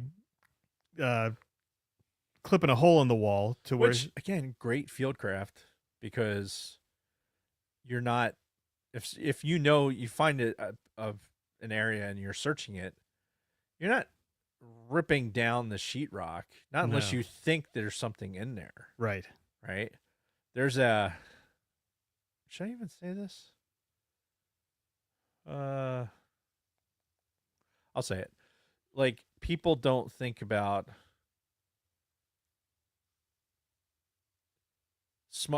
there's areas in your car, let's say, where it's easier to smuggle things. And if you're getting pulled over by a regular cop, they're not thinking to look in those areas, because why would they? Right. It's not normal. But if you're at the border, they see it all the time, so they're looking in those places. Right. Does that make sense? Absolutely. And I shouldn't say those places, right? Because that would probably be wrong. That's fine. Yeah, you don't have to get into details. All right. Yeah, let's do It's it. where he hides his coke. Yeah. One of the pilots in the show, he was from Albuquerque, and he started talking about how Breaking Bad was in Albuquerque, right? Yep. So he was talking about, oh yeah, I went to that, and I've been to that car wash and everything else, and blue meth and all this other shit. And we're all like, know a lot about meth, do you? Wow. Yeah, just funny. Yep. So she gets that radio out of the wall, this like emergency backup radio, and uses it to make a distress call. Meanwhile, back on Yavin, Cassian is there, and his buddy Wilmore. Terrorist kid? Yeah, terrorist kid. His name is Will. I think it's short for Wilmore. Anyway, he's there, and his girlfriend's like, "What the fuck do you have under our bed?" She's like, "It was beeping and making noise all night." He's like, "Oh shit." He grabs the thing. How long has it been doing that? What is it? Like how long? Like she's like digressing to irrelevancies. Mm-hmm. And he's like, "How long? When did this start?" Yeah, it was actually a funny little exchange. Yeah, and ultimately, why does this broad? She reminds me of like Claire Danes. I could see that. Right? Yeah. Maybe same nationality. Claire Danes is American. I mean, like from early white people, like she's Americans are from Europe, so right, all different parts of Europe. That's where white people came from. Yes, I'm aware. Yeah, so that Normannic gene pool is starts mixing, and you have are you just saying like all white people look the same? Is that basically where this is going? I mean, we came from the same, is there some genetic features that are different that identify you from which area you're from? So if you have Norwegian or Scandinavian features, then most likely you can trace that lineage back to there. I'm just saying. Okay. But it all flows through the same place. Okay. I don't know how we got onto this, but sure. I just was thinking about how his girlfriend or partner, life mate, whatever, just reminds me of her. Okay. Fair enough. And trans. God, I hope it didn't report those vehicles stolen. That would be so annoying. Yeah. So it starts off when he goes to Cassian, him and his buddy are playing cards with K2SO. Now his buddy, I had all this explained to me, and I'm like, oh, no fucking wonder. So you remember last series of episodes, there was that one scene where Vel's like, whose Blaster is this? Yeah. It's the fucking guy that he escaped from prison with in season 1. Remember how in season 1, after they escaped from prison, it was him and one other guy were kind of making their way across, and then they eventually split up on planet Florida, and Cassian gave him the gun. He's like, "Here, you might need this." And he's like, "Let people know that this is going on." And him and that guy parted ways. Apparently that guy ended up back at the rebellion. Oh. And that's the guy that he's hanging out with now. Like him, that guy. Why doesn't he sound the same? Well, I didn't associate those two people at all. No, me either, until, again, somebody explained it to me, and then I'm like, oh, right, that guy. That makes so much more sense. Yeah, because when he gets killed on fucking Scarif. Yeah, so he's one of the fucking soldiers that is like, yeah, we'll go. Yeah, and so like, I never made that connection that was the guy that he escaped from prison with. So, just one of those things. Now we know that's yes. Whereas we probably would have known that, last series of episodes if somebody had just brought that to our attention. Like, yeah, that's the guy who broke away from yesterday. Yep. But anyway, yeah, so it's that guy. So the three of them, him, his buddy, and K2SO, are all going to go to Coruscant. to get Clea Right. because, well, first he thinks it's Luthen calling. Right. Like he doesn't realize Luthen's dead and it's just Clea now. Sure. Why would he? Because he to him, Luthen's the leader. Clea is just the ops director. Right. But yeah, and of course, none of the people on Yavin want this to happen. They have strict radio silence. Because they don't want the base to get discovered. So if they get traced back to the base, then they're fooked. Yep. Because they're still building up their forces. Yeah. They're still running into jungle. Yeah. As we get in a montage later. Yeah, we do have a good montage. So yeah, he fuck. I completely lost where I was. What were we just talking about? We're talking about how he had a shaved head in his last episodes and grown his beard out in prison. He had hair and was clean shaven. Maybe where the confusion set in. Maybe that's why we didn't recognize him. Probably. Hey, that's why beards make excellent camouflage. Apparently. That's right. That's right. Good job, Connor. Thank you for bringing that up. Yeah. Yeah, they're playing cards with K2SO. That's where I was going with it. Which was a pretty funny scene. K2SO had some real good zingers in these last two episodes. Yeah, yes. In fact, after they landed on Coruscant, they landed outside of the safe house and everything. Cassian and his buddy put on headsets and went in, and he's doing a radio check with K2SO, and he's like, "K2SO, do you copy?" And he's just looking around outside. He's like, "I don't like it here." Yes. Yeah, exactly.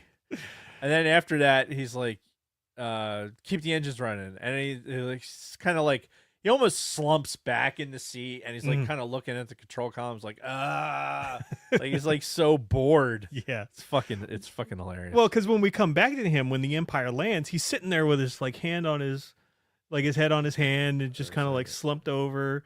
Uh-oh. Yeah. And then he sees the Empire land and he's like, oh shit. And they show up right after Andor does. Andor gets to the safe house, finds Clea, but the Empire are closing in right after that. And that's pretty much where this episode leaves off. Right.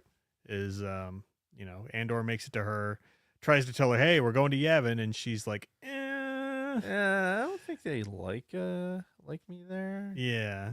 Because I know they don't like fucking Luthen. Right. Because, he's doing stuff. Right.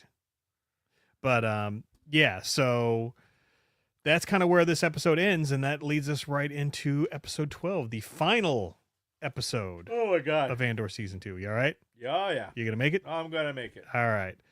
And it starts off with them in the safe house, and Clea still does not want to go to Yavin. I think her words were something to the effect of, it all comes down to this, huh? Yeah.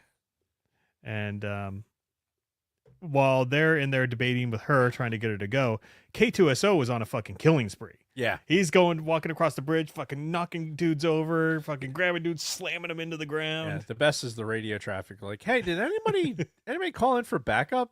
There's a fucking K2 droid, coming. They're like, maybe it's a local unit. Yeah. I'll tell them to go away. Like, yeah. And then he's like, you hear on like, the other side. Fucking great. Oh, there was a scene in the previous episode where as they're getting ready to take off, fucking K2SO's talking about, I've been to Coruscant once. It was a parade. There were 200 K2 units there. The Emperor was there. Yeah, the Emperor was there. He said very creepily. Right. And of course, Cassian's just a smart ass. Like, it's a shame I missed it. Yep. So just as things are getting serious, Cassian brings it back with a joke. Pause. So according to Wikipedia, which it's listed under canon, it does list Luthen as a Imperial Army trooper. Imperial Army trooper? Yes. Okay. So that's it doesn't really help though.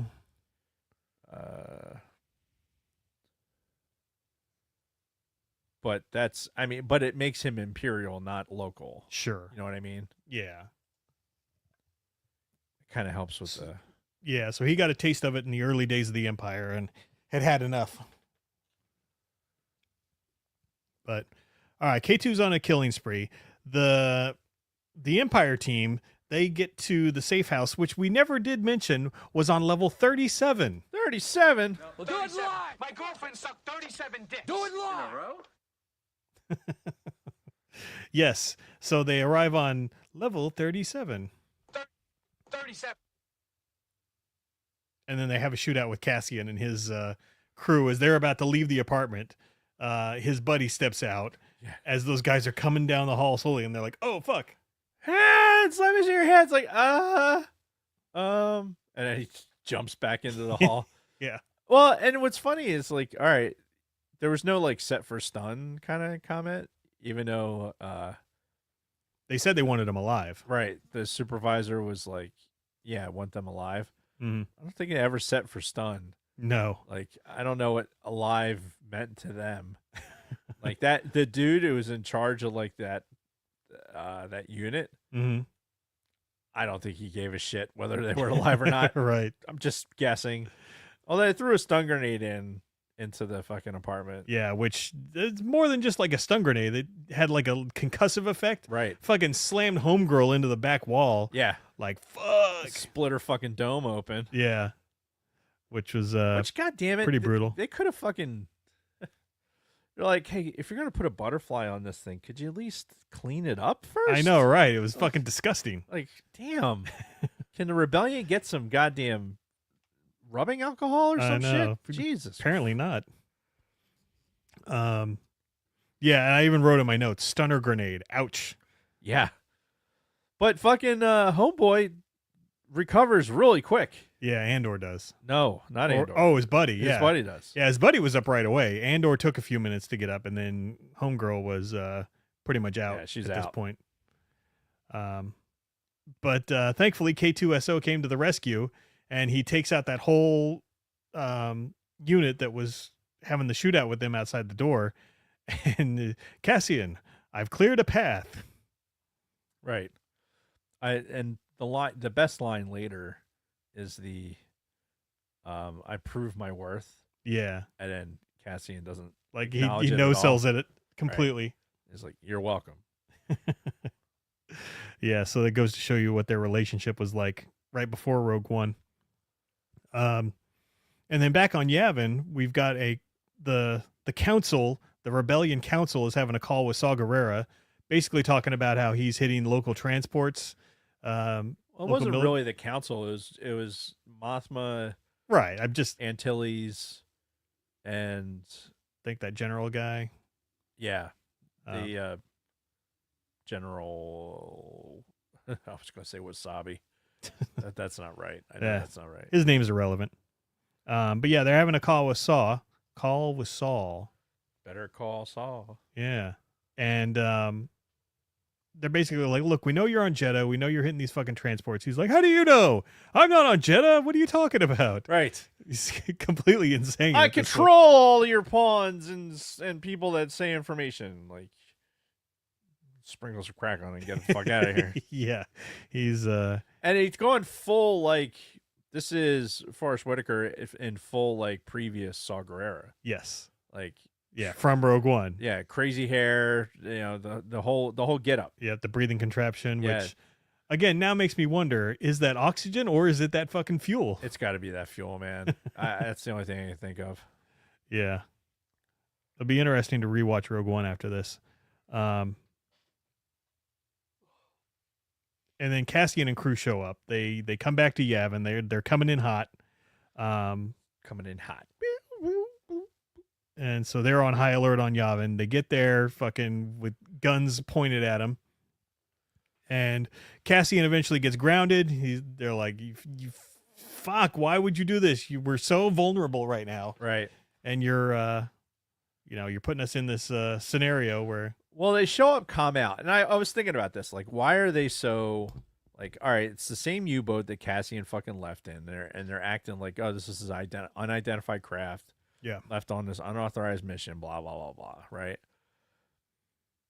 if you were worried about being tracked, then you'd probably wouldn't be transmitting your fucking like IFF, right? No, God, no. So of course you're gonna pick me up visually, send your fucking starfighters up, and then do exactly what they did: make a visual confirmation of identified friend or foe, or do the things. Remember the books with the things that had the things in them? Yes. Right? You do those things. Yes. Or whatever K2SO did, where it's just waves high. Because how many fucking K2 droids are going to be flying a U-boat? Right.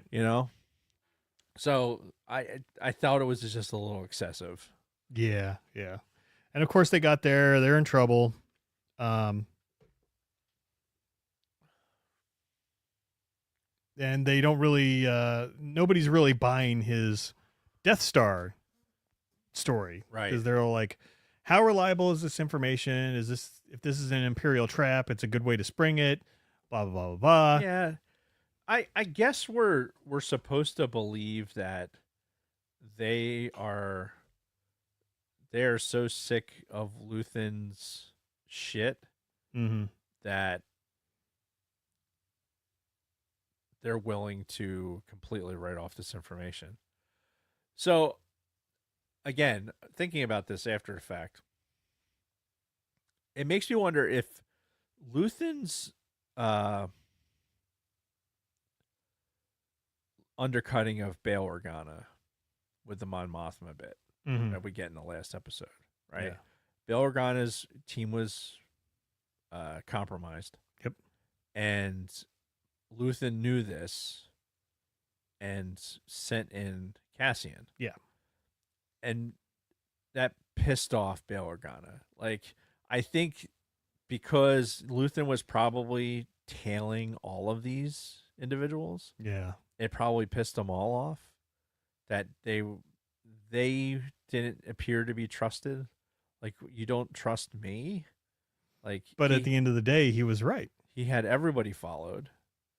And yeah, exactly. He was right. He was right to do those things. Like, he had to, spin this web of lies and radio transmissions and all this other stuff that he had in a few episodes ago, where he's talking about with Deidre, the girl. So I really think that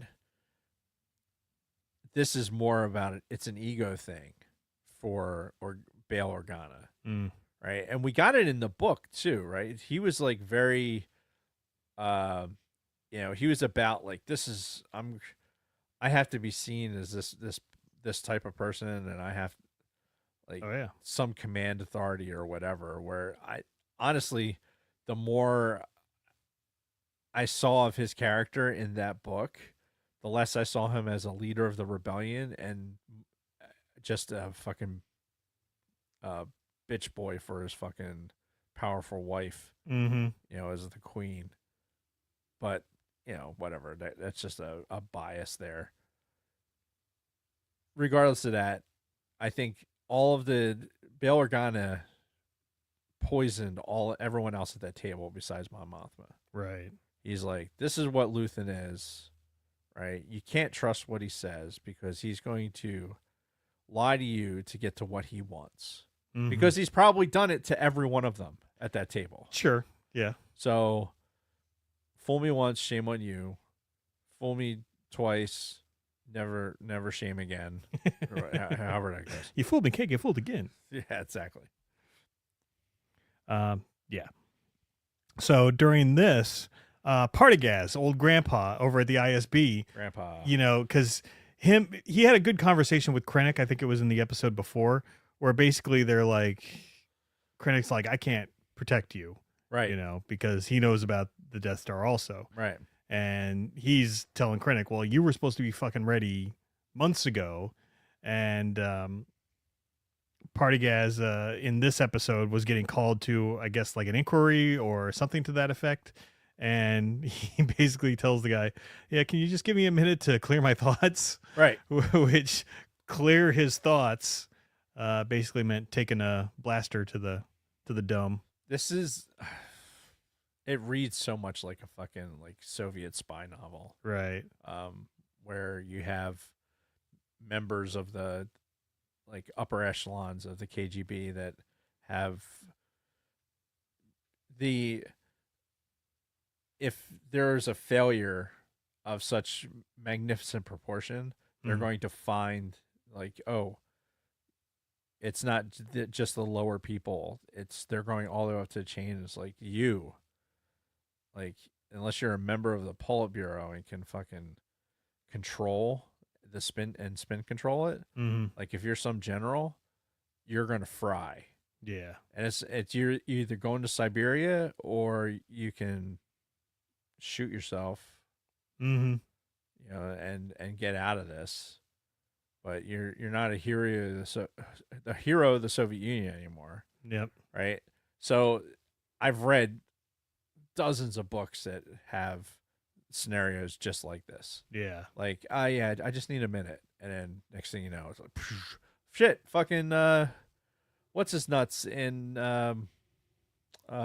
Few Good Men? Remember the scene in A Few Good Men? Which It wasn't. scene? It wasn't exactly the same as this, but remember the lieutenant colonel that, or maybe it was he a full bird? No, he was a lieutenant colonel, Marine. Like got all up in his blues. Oh yeah. And took his yeah. chrome-plated pistol and fucking blew himself away. Yep. And the best line of dialogue was Tom Cruise talking about when the guy had a guard at the door. How did he get a chrome-plated 45 caliber pistol in the fucking room? Yeah, there's a Few Good Men. It's a good movie. Yeah. So yeah, he cleared his thoughts all right. Yeah, with the DL-44, by the way. Yes, I noticed that. Didn't have the scope though. True. Yep. But Which Vickers might work out for your mod. we get a lot of back and forth in Call it the sanitizer. Yavin where Mon Mothma is trying to convince Bail that this intel might be real. Cassian gives this real great speech about Luthen to all of them, like the senators and stuff that are there. Right. Because now we've got like 4 senators there. And And they're all like, they are the people that were in Rogue One. yes. Like the mouthy fucking African American woman, the fucking the guy who's like, oh, here we go, like that guy Yeah. who was a detractor when Jyn Erso was saying her bit. Mm-hmm. He was there. The admiral. Yep. Radis. Radis Or was Radius, there. something like that. I think it was Radis. Yeah. The Mon Calamari. Yes. The fisheye. Yeah.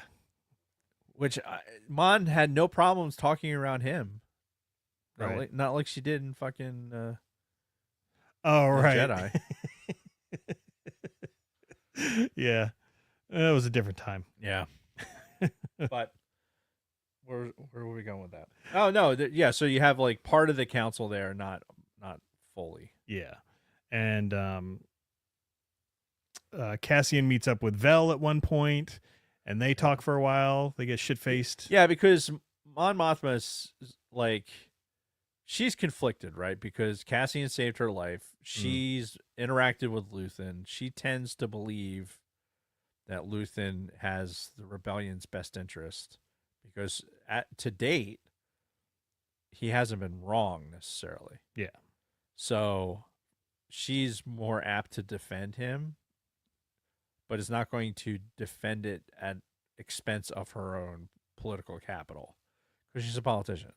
So she's not going to lose her seat at the table because she's going to just outwardly defend this guy. Mm. So she sends Val into Cassian to like, hey, listen to his story. Tell me what you think. Yeah. And Val goes in there. They do a couple shots. You know, Cassian says we can't toast to everybody. And then Val starts naming off people. Yeah. Basically throughout the whole series Yeah. from season 1 and 2, like people and places and. Yep. So they get through that, and then Val says, "Well, tell me what she told you." Like, because she was like, she didn't sit there and be like, "Hey, I'm going to try and sneakily get this information from you." She sits there and is like, "Mothma wants this. She wants me to get this from you." Yeah, so she doesn't try to do it subtly Right. or anything. Because honestly, like, if you're playing the game, game understands game. Yeah. Right? So it's like, why lie? Yeah. Why? It's just wasting time. So, yeah, she finds out, and then obviously goes and finds Mothma, but not until she runs into old girl who's staggering through the fucking jungle. Right, and as Vel's running over to Clea, because Clea was in like the hospital. She was unconscious for a while. She wakes up, she pulls all the shit off of her, and she's like wandering through the fucking jungle, all disheveled. Right, and then Vel comes up to her and like, "Oh, put this coat on, put my coat on," and puts her arm around her. And I'm like, "Is Vel trying to steal fucking Clea from us? What's going on here?" Trying to do something. Yeah, but trying to get that warm embrace for a little. That's what I'm wondering. And so they have a good conversation. Vel basically convinces her to join the rebellion here, essentially. Implied. Yeah. And then for a moment, we get a Cassian flashback to his sister. Because he's sleeping. Yeah, he's sleeping, and then we get this very brief Cassa, and we see his sister, and then we go to K2SO waking him up, which that was another great line of his. Oh, yeah. Because he like pokes him or whatever, and then he jolts awake, and he's like, waking up humans is so confusing. Confusing, yeah. I agree. I thought that was my favorite line so far of K2SO. Mm-hmm. Waking up humans is confusing. That's a different.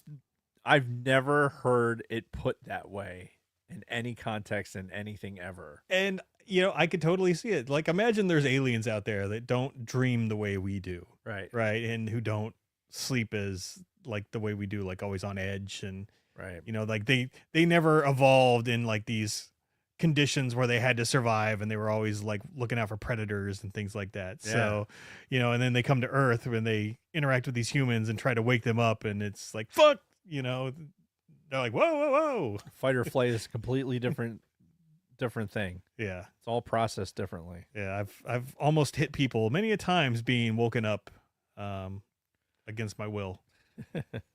And again, only because it's that instinct, you get jarred awake and you're like, fuck, what's going on? Uh-huh. And it's always fists up first. At least it is for me. Protect the face. Yep. And then that morning, Bale goes to Cassian and basically sends him to Kafrit, because Cassian has a contact who is in Saw Gerrera's group, not necessarily in his group, but has ties to Saw Gerrera. Right. And he's blowing up their phone. Yes. Right. And he only will talk to Andor. Right. Which, so they're like, fine, we'll send you to this. Find out what this guy's up to, and we'll consider your cockamamie story about some super weapon. Honestly, I think that the general thinks that this is more than just circumstantial. Yeah. Like, I feel like he's on board with it where the senators aren't. Right. Especially Bail Organa. Right. And by him... I forget the words I'm looking for. Shit. I looked at Boba Fett over there and I got distracted. And Boba Fett? Where? Boba Fett. Damn it, Boba Fett. How dare you? How dare you? But while you're thinking about that, so Kafrit is obviously the place where he meets the guy with the broken arm in Rogue One. So this is the contact that they're sending him to. So this is essentially now them sending him on that assignment where we pick him up right at the beginning of Rogue One. Exactly. And as this is happening, we now get this slow motion montage of him walking to his ship and kind of getting the rundown on what's going on with everybody else in all of this. Yeah, this is the last looks Yeah. of people on Yavin Yeah. before he fucking steps. Yeah, as he's walking to his ship, we get Perrin, who Mon Mothma's ex-husband, who's now sleeping with her cousin, I guess. That lady from the wedding, which I'm pretty sure Is that her cousin? I think so. I'm pretty sure she even called her cousin, like, cousin, come have a dance with me. And that's the first lady that was like shoving drinks at her. And okay. I'm pretty sure that's her cousin. And yeah, now apparently Perrin's boning her, but he didn't look happy the whole time. I guess we're supposed to believe that he's not happy. Yeah, like he misses Mon Mothma. Right. Which I'm honestly shocked that he even has his freedom at this point, because you kind of figure when Mon Mothma leaves the Senate and starts, talking shit about Palpatine, that the first person that they'd roll up when she disappears is the husband. And the driver probably doesn't see the husband as like if they still have or that driver's dead. Put another driver on the case and just say keep an eye on him. Yeah, because it's one of those things where like, all right, yeah, you could arrest him, but if there's other contacts, if he has contacts, or if she reaches back to him, then you have a potential trace. Right. So there's no way you're just leaving him out there for baiting the trap, basically. Yeah. Okay. Dedra is now in prison. She's in the same type of prison that Cassian was in. Yep. Same fucking jumpsuits, same station behind him with the food straw. Right. And honestly, I don't understand why she's alive. Right, because she still knows about the Death Star. Right. So what's to stop her from telling anybody else that'll listen about it? I mean, I guess she's in such a controlled environment where she could tell everybody and it doesn't matter. True. Because who cares? Like, it's like, okay, yeah, a bunch of people you're telling this story to. So, yeah, are we going to riot? No, they're just going to kill everybody like they did the other time. Mm-hmm. I just don't understand why you keep her alive in this story. Yeah, I guess just Krennic wanted to punish her somehow. It's just weird. It's just a weird thing to do. Yeah. Like maybe use her as an example. Like, hey, you done fucked up this mission, right? These agents died. It's her fault. You're not going to get out of it easy by dying. Oh, yeah. Well, and it's even more than that. It's fucking finding the Death Star. Like, getting into secret files that she's not authorized to see. And, not only finding out about the Death Star, but allowing somebody else to find out through her. Mm-hmm. And that eventually getting out to the rebellion. Yeah, honestly, I don't see any benefit to keeping her alive. If I'm the Imperials, I don't have any benefit to having her alive. Yeah, because she's got that information. Yeah. And, yeah. You Just don't want her like, to have it.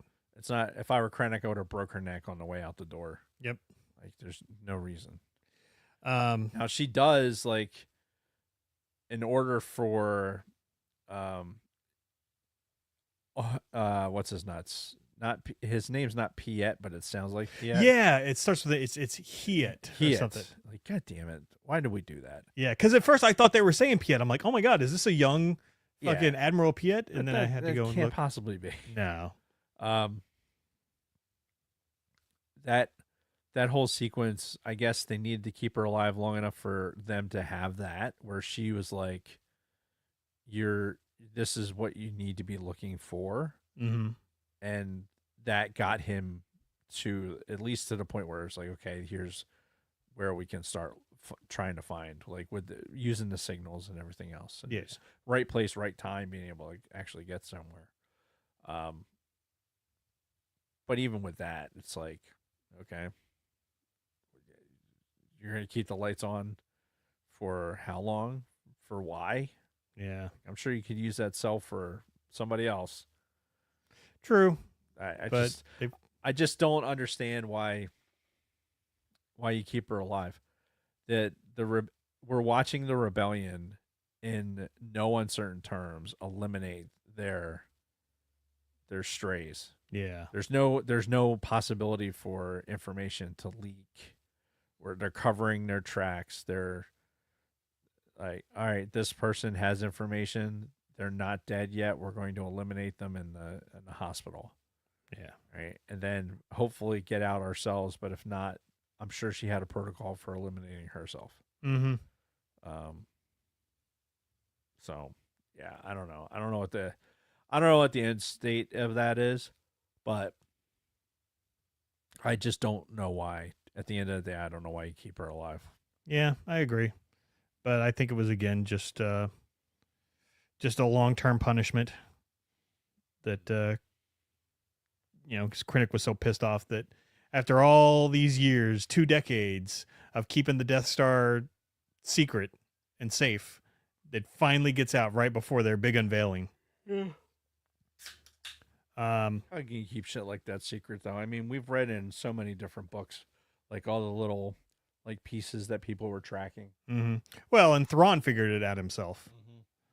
Yeah, but that's Thrawn. Yeah. I mean, come on, it's Thrawn. I mean, come on, buddy. Come on, buddy. During this montage, we get a shot of Clea. Looks like she's possibly accepting the idea of joining the rebellion. She's kind of looking across Yavin with sort of a okay expression on her face, like maybe she's accepting it. It's a weird, like, what are we supposed to get out of this type of thing? Yeah. I settled on this is where we were trying to get. So yeah. Not happy about it, but just aware of it. Yeah. You know what I mean? Sure, yeah. Like, he should be here to see it himself, but he's not. Right. So I'm not ecstatic, but I'm also not weepy bitchy. Yeah. And I don't think she has that in her anyway. Yeah, plus you would imagine she would eventually join them anyway because of how hard she's always been wanting to fight this fight. I think she would have killed herself. Really? Yeah. You don't think she would have joined the rebellion on Yavin? If she stayed on Coruscant, I think she would have killed herself. Oh, on Coruscant. Yeah. No, but I'm thinking like at this point she's gonna fully accept her part in the rebellion and join. I'm sure she'll do them on Yavin. Do something. I don't know when she dies though, because she has to go. Yeah. At some point, like if she just some random skirmish. Yeah, I mean, I'm sure there are a lot of bit players in the rebellion that we never heard about that actually made it through everything. But like Bix. Well, Bix was never part of the rebellion. Well, not anymore. But she kind of was. Well, we'll get to her here in a second. But as Cassian's continuing to walk, and we get more of the montage, he has eye contact with the Force lady, the Force healer, and she just kind of stops and stares at him, sort of like, "Oh, you're on your way to do this thing that I sensed that you would." Yep, you're on your way to being really important and not living through it. Yep. We get a shot of Saw Gerrera on Jeddah as they claim that he was. And he's like, I'm not on Jeddah. Looking through that same window at that same scene. I love it. I love the Star Destroyer over the city. They did such a fucking good job of continuity. Yeah. Yeah. Oh, yeah. 100%. Then we go and we see Krennic at the Death Star 1 construction. So he's now overseeing that. And then the last shot we get is Bix essentially returning to the scene of the crime on planet Wheat but she finds, is it BT or B2 is his name? The droid, the red droid. BT. Yeah. So he's there still. So he wasn't left behind after all, because she's there and she's with Cassian's baby. Yep. And she's walking through the wheat fields with holding Cassian Jr. And that's pretty much the last scene that we get in the show, which is that's the scene that I had spoiled for me. Really? Yeah. Fucking thumbnail in my news feed showed the fucking picture of her holding the baby right there. Like I didn't even have to read the fucking subtitles. It was just the picture of her holding the baby. I'm like, you got to be fucking kidding me. because I was doing a good job of the way I was trying to avoid spoilers was to, if I saw anything Star Wars in the thumbnail, I would not read the writing that was next to it, and I just keep scanning. But of course, if they're going to show a fucking picture of a spoiler, then I'm fucked. So it was the perfect storm. I was just too fucking busy. Yeah. So it worked out great. Mm-hmm. Yeah. But I wasn't surprised, honestly, by keeping Bix out of that situation. I think that I felt like they were setting her up to be like the vessel for the continuation of this, right? Because what otherwise, I'm not. I don't want to say this derisively, but is that a word? My internal monologue is not working. I hope I didn't say that out loud just now. Anyway, Bix, she's acting as the vessel, right, for the continuation of Cassian's story. Yeah. So that you can feel, that Cassian doesn't survive, Mm-hmm. but we don't know what happens to Bix and the baby. Right. At least I don't know. Well, Maybe somebody out there knows. I don't think anybody knows. So this gives us hey, at least we know he dies, but at least he has La Resistance lives on. Yeah. I know, saw Chris Forsyth in the chat bring this up, and I saw a lot of it online about people speculating if the baby was Poe Dameron, which if We've the already established. Yeah, if the comics are still believed to be canon, despite the Cassian and K2SO one, Poe Dameron's parents were a part of the rebellion. They actually lived on Yavin after the Empire was defeated. Yeah. Poe grew up under a force tree, but his father was an infantryman. The mother was a pilot. Yep. But they've now shown that they are willing to kill comic canon. So who the fuck knows? Yeah. But yeah, that's it. That's Andor, man. It's Andor doesn't know.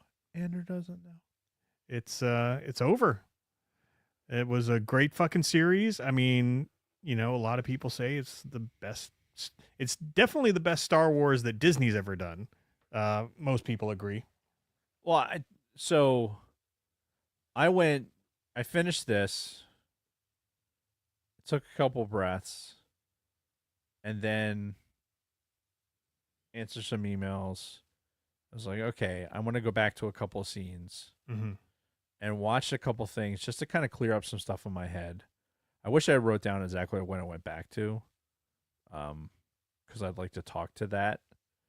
But I ended up wanting to know exactly where on the planet that they send on the Outer Rim, where they send Cassian to, that we pick him up after he meets the one-armed man. Yeah, Kafrit, thank you.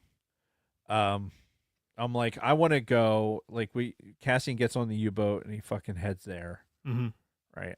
I spun up Rogue One and jumped right to that. Okay. Because I wanted to see if it would flow into it. If I just went boom boom into one scene to another. Right. And it went remarkably well. Okay. Well, let's save that because we're doing Rogue One next week. I know, but what I'm saying is for context, right? We were kind of hoping, and the one thing I was probably if a smidge disappointed in is I was kind of hoping for like the last scene of this to be like a scene that we've seen in Rogue One. Oh yeah, like him walking up to the one-armed man or something. Yeah, because we've been led to believe like throughout this thing that this is going to lead us directly into Rogue One.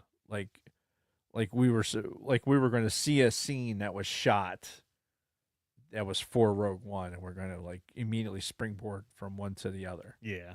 And that's not really the case. Yeah, they did everything but that. Right. They put everybody in their places to get to where they were in Rogue One, right. But not we didn't get that crossover like that. And I think they maintained the continuity extremely well, aside Mhm. from choice instance. The show itself, like, I'm not somebody who watches a lot of TV, so I'm not the best judge of shows. I'm in the same boat. But I'll tell you, man, like these last 6 episodes, right? As we started, like as the fire was turned on, Mm-hmm. it's like it just beats you about the head and neck. It is such a just powerful show Yeah. that you can't believe it's Star Wars at some point, Mm-hmm. Not a single lightsaber is lit. It's you're getting this story that we know the ending of. We know the ends for these characters. Yep. Right? And the ones that we didn't know the end for, we've gotten to the end. And we've gotten to the end not in an implied way, but we actually saw it. Yeah. It's Star Wars gave us the actual finish to Luthen. And they really didn't have to. You know what I True. mean? Yeah, I mean, he could have just been left alone and just be another figure that's out there floating around in the ether. Yeah, they could have very easily have avoided the hard things. Yeah. And for this, they didn't. Yeah. And I think that's what makes it so good, is that they didn't avoid the hard things. Mm-hmm. They went after it. And to be honest, I don't know how they do this again. I don't know how they write something like this. Yeah. Because the one thing about Andor is they had Rogue One. Right. They had a story to build into so that they fell into another storyline Mm-hmm. that already had canon and already itself was leading into something. Yeah. Right? So you had this kind of power of the momentum of it. Mm-hmm. I don't know how you do that again and do it effectively. Yeah, and hopefully they don't try unless something very obvious presents itself. But I hope they don't go out there and be like, oh, Andor was such a success. It was so good. Let's try to make another adult Star Wars show that's, really intense and really gets into these heavy themes. I think Bane would be the perfect one for it. Ooh, Like, yeah. we like Bane as it is, right? Yeah. What time we got? 7:13. We like Bane. Yeah. Right? That's well documented on the show. We like the Bane trilogy, which isn't canon for now. Yeah. But that particular trilogy, the way the character starts, and how he exists in the dark side, I think would be compelling Oh, yeah. in a series like this. Yeah. You can get through his entire story in probably a 12-part series. Yeah. Yeah. If it's done right. You get 12 1-hour parts and do that for a couple of seasons, you can tell Bane's story. Or maybe 3 10-episode parts, because we had a book trilogy, so we might as well do one season per Sure. book. Either one. I think there's probably... See, I'm not a huge fan of the last book. No? No. Oh, okay. I think that there's... I think... Love you, Drew Carpenter, but I think you ran out of steam a little bit on the last book. So it's not like the energy that the first book had that went into the second book. The third book, for me, lacked that energy. But again, that's just me. And I've read those books a dozen times. Which book was the one where he started growing the shells all over his body? That was the second one. That was the second book. Okay.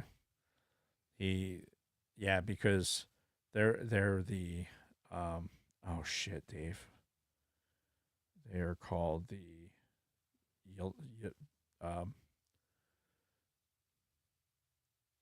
Y Ipsilari? The Something? Ipsilari, that sounds familiar. Yeah. Not the Ysalamari, which are the Force killers. Right. Something, but it's like that. Yeah, no, I remember. Yeah. Anyway, So yeah, no, I was just I think that the power of what these episodes were, these last ones especially, like we had good build up. Like overall, I think season 1 was God, it's so hard to say. Like season 1 was phenomenal in its entirety. mm-hmm. Season 2, the back end was ridiculous. Yeah. The front end was not nearly as good as what season 1 was. Right. Yeah, the beginning was a slow burn. I'll But- fully admit that. But the back half was just ridiculous. Yeah. There was some episodes in there where you were just, if you sat there and watched it like and in that binge mood, and I'm not a huge fan of it, like releasing it the way they did. No, it made sense though. But because every time I watched it in sequence, Mm-hmm. it made it better. Like watching it in sequence, yeah, it's a time sink, Mm-hmm. but it made it better to like have one flow into the other. Like the breaks in between were more natural. Yeah. Whereas if I had taken breaks in between each individual one, it may not have worked as well. Yeah. You know, if I had to wait a week between each one of those 3 little minis, Yeah. it may not have worked as well. All right, real quick before we close this up, I'm just curious now, what the hell are we going to do for the next year? Because all the next big stuff in Star Wars isn't coming until 2026. We've got the Maul show. We've got Ahsoka Season 2, Mandalorian and Grogu. That's all May 2026 or later. We do have Vision Season 3 coming like this October, but that's really it for new Star Wars content. There's a decent book coming out, I think, Is there? in this summer. Because I know we still got, the Windu book if we ever wanted to cover that. We've still got to finish the Thrawn Ascendancy trilogy if we ever wanted to cover that. We didn't finish that? No, we only did the first one.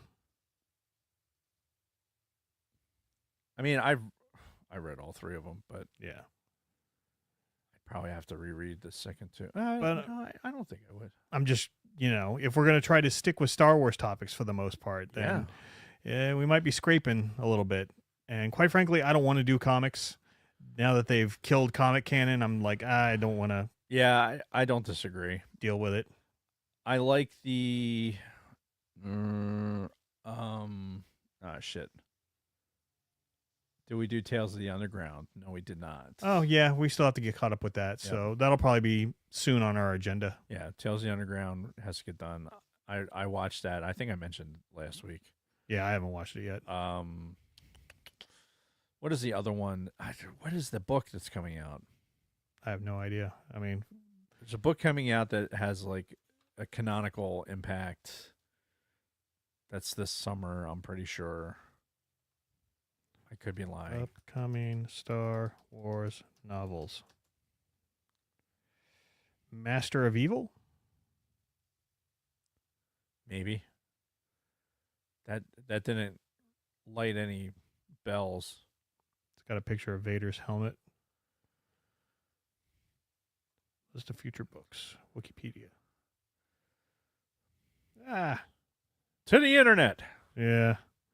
All right. Anyway, We'll figure it out. But yeah, I want to keep digging away at Star Wars. And yeah, I think I don't think that we are smart enough on Clone Wars. True. I think that is a hole in our repertoire. Yeah. Now, I mean, we tried. We did get through some of it. We did. But So are you I feel like every time, this is kind of a sidebar, and I know Bronco Fett's screaming at the fucking YouTube right now. But I feel like every time something comes up where there's a significant thing, we're behind the power curve on it. Yes. So we need to rectify that. I don't know how we do it. I'm throwing it out there because it's in my head and my internal monologue is broke. I mean, I'm down with trying to re-engage with Clone Wars. Yeah, I feel like, I mean, we have an anniversary for Clone Wars coming up too, right? Do we? Isn't Clone Wars like, I don't know. I could be lying. Well, it started in 2008. So what's that? 17 years ago? Yeah. What? So, I don't know about anniversaries, but No, that can't be right. 17 years ago? Episode 1 aired October 3rd, 2008. My God. How was 2008 17 years ago? Math. You know how much fucking cool shit we were doing in 2008? Oh yeah, I think that was the busiest year of flying. That's the year that I joined the unit. Oh God, I was so busy that year. Yeah. So much flying. Anyway. Oh my God. So, needless to say, we've got to find some Star Wars to get through. Star Wars content is just going to slip through our fingers. All right. That being said, you got anything to close us off with? I'm going to talk about ATSW family happenings. And real quick, I can't speak for Jason because Jason was, he had his, he had a mission this weekend. I wish that I had not missed seeing Brady and Luna Girl for the Fan Expo. Next time, guys. Next time. But there was the air show really dominated everything in front of me. Yeah. So, and I want to like sincerely apologize for my lack of engagement with everyone. I kind of wanted to say this at the beginning of the show, but yeah, like I didn't call my mom on Mother's Day, I think. Oh man. Because like my face has just been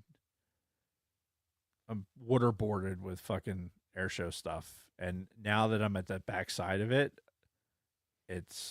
now I realize that, oh shit, I've been pushing through so much stuff, and now there's this like huge pile of stuff in front of me that I gotta sift through, and there's a bunch of reality in there. Got to get yourself organized, and yeah, it's gonna take me a few days, but anyway, ATSW family happenings. On Wednesday, ATSW the Escape Pod will be discussing their experience at Philly Fan Expo. Hooray! Just like that, and the season finale of Andor. Hooray! Wow, they waited this long? I guess that makes sense. Yeah. Right there on Wednesday. And it would needed some time to do it. Escape with Don Della Snooch, Brady Big Lovin', and Dragon Buddy in the live chat at 7:05 p.m. Eastern Daylight Time on YouTube. Fun fact, not everyone in the military, A, knows how to talk on the radio, which we know pretty well. Mm-hmm. B, understands the numeric alpha, like speaking over the radio with Phonetic alphabet. Yeah. Because, oh my God, so fucking painful. Trying to talk to people on the radio that don't have any radio discipline. I wanted to shove radios up people's asses sideways. Anyway. This Thursday, Alan and Chris, a.k.a. Frank and Fur, will be discussing the 2019 horror mystery Midsummer, since they had to cancel last minute last week. That explains why I feel like I read that. Yeah. But before we can review it, first we must view it. Again, give it a watch and catch a review at Grave Reviews on YouTube at 2000. Still never found out if that's the one with Florence Pugh or not. Eastern Daylight Time. Pew, pew. Support this official Sidebar Cantina band till the end and buy their shit. Go to https. I don't need to read that part. Go to tilltheendofficial.com and check out their tees, sweatshirts, stickers, and posters. Fresh new gear is available now. No news from Layman's Terms, the Orange and Fett show, or Used and Abused. Fett, if you're in the chat and you have something, throw it in there and I'll say it when I see it. And you can find us at bio.link / the Sidebar Cantina, where you can find our links to Patreon, YouTube, our audio podcast on Apple, Audible, and Spotify, and all social media platforms, including X, Instagram, Facebook, Twitch, TikTok, and Discord. Once you get to the bio link, simply click the symbols under our pic to go to your platform of choice. You can find all of our past Spotify mixtape playlists. Also, under our bio link is a TeePublic merch shop. Choose from 7 designs on everything from t-shirts and hoodies to tote bags, phone cases. Has anybody ever bought a tote bag? Not that I'm aware of, but I don't have access to any of this stuff, so I couldn't tell you. I probably do. Choose from 7 designs on everything from t-shirts and hoodies to tote bags, phone cases, exclusive stickers and pins, wall arts, magnets, notebooks, laptop cases, pillows, just about anything you can imagine. Nothing says loving like a naked Jason chick on a pillow. Oh my God, what was that? Sorry. Go to bio.link / Sidebar Cantina and click merch. I'm assuming no new reviews. Of course not. Leave us a review on Apple or Audible. Don't have an Apple or Audible account, go to Facebook. Leave us a review there. Go to Instagram. Leave us a review there. Screenshot it, DM it to Lunar Girl, and I'll read it in a voice, or in a funny way, or Jason will read it, and I'll make fun of him. But we'll do it. Any stars, any whatever. Just give us a fucking review to read. Got a lot of things to discuss, mainly reviews. Yes. Just don't continue that sentence. If you're listening to us on audio, please consider joining us in the live chat on Mondays. The chat is most definitely where it's at. If you're new to Sidebar, please subscribe. Ding that bell, select all to receive notifications of when we go live. Remember to smash that like button. It really helps us out. As always, a huge shout out to all of our Patreon supporters. You are the reason why we do this. And that is all I have. All righty. Well, that's the end of the show. Next week we are doing Rogue One. Yes. Hopefully. Now, we're still working on logistics. It may be on a different day. We don't know. Because I guess next week's Memorial Day. Yeah, it's Memorial Day weekend coming up, if you can fucking believe it. Yeah. I blinked my eyes. Dude, I don't want to talk about it. Yeah. So, but either way, our next episode is going to be Rogue One, regardless of when we do it. So we'll talk about that then. And just before we sign off, Bronco Fett is doing Fiddler on the Roof next. And the Anthony Daniels and Andy from Star Wars show is real.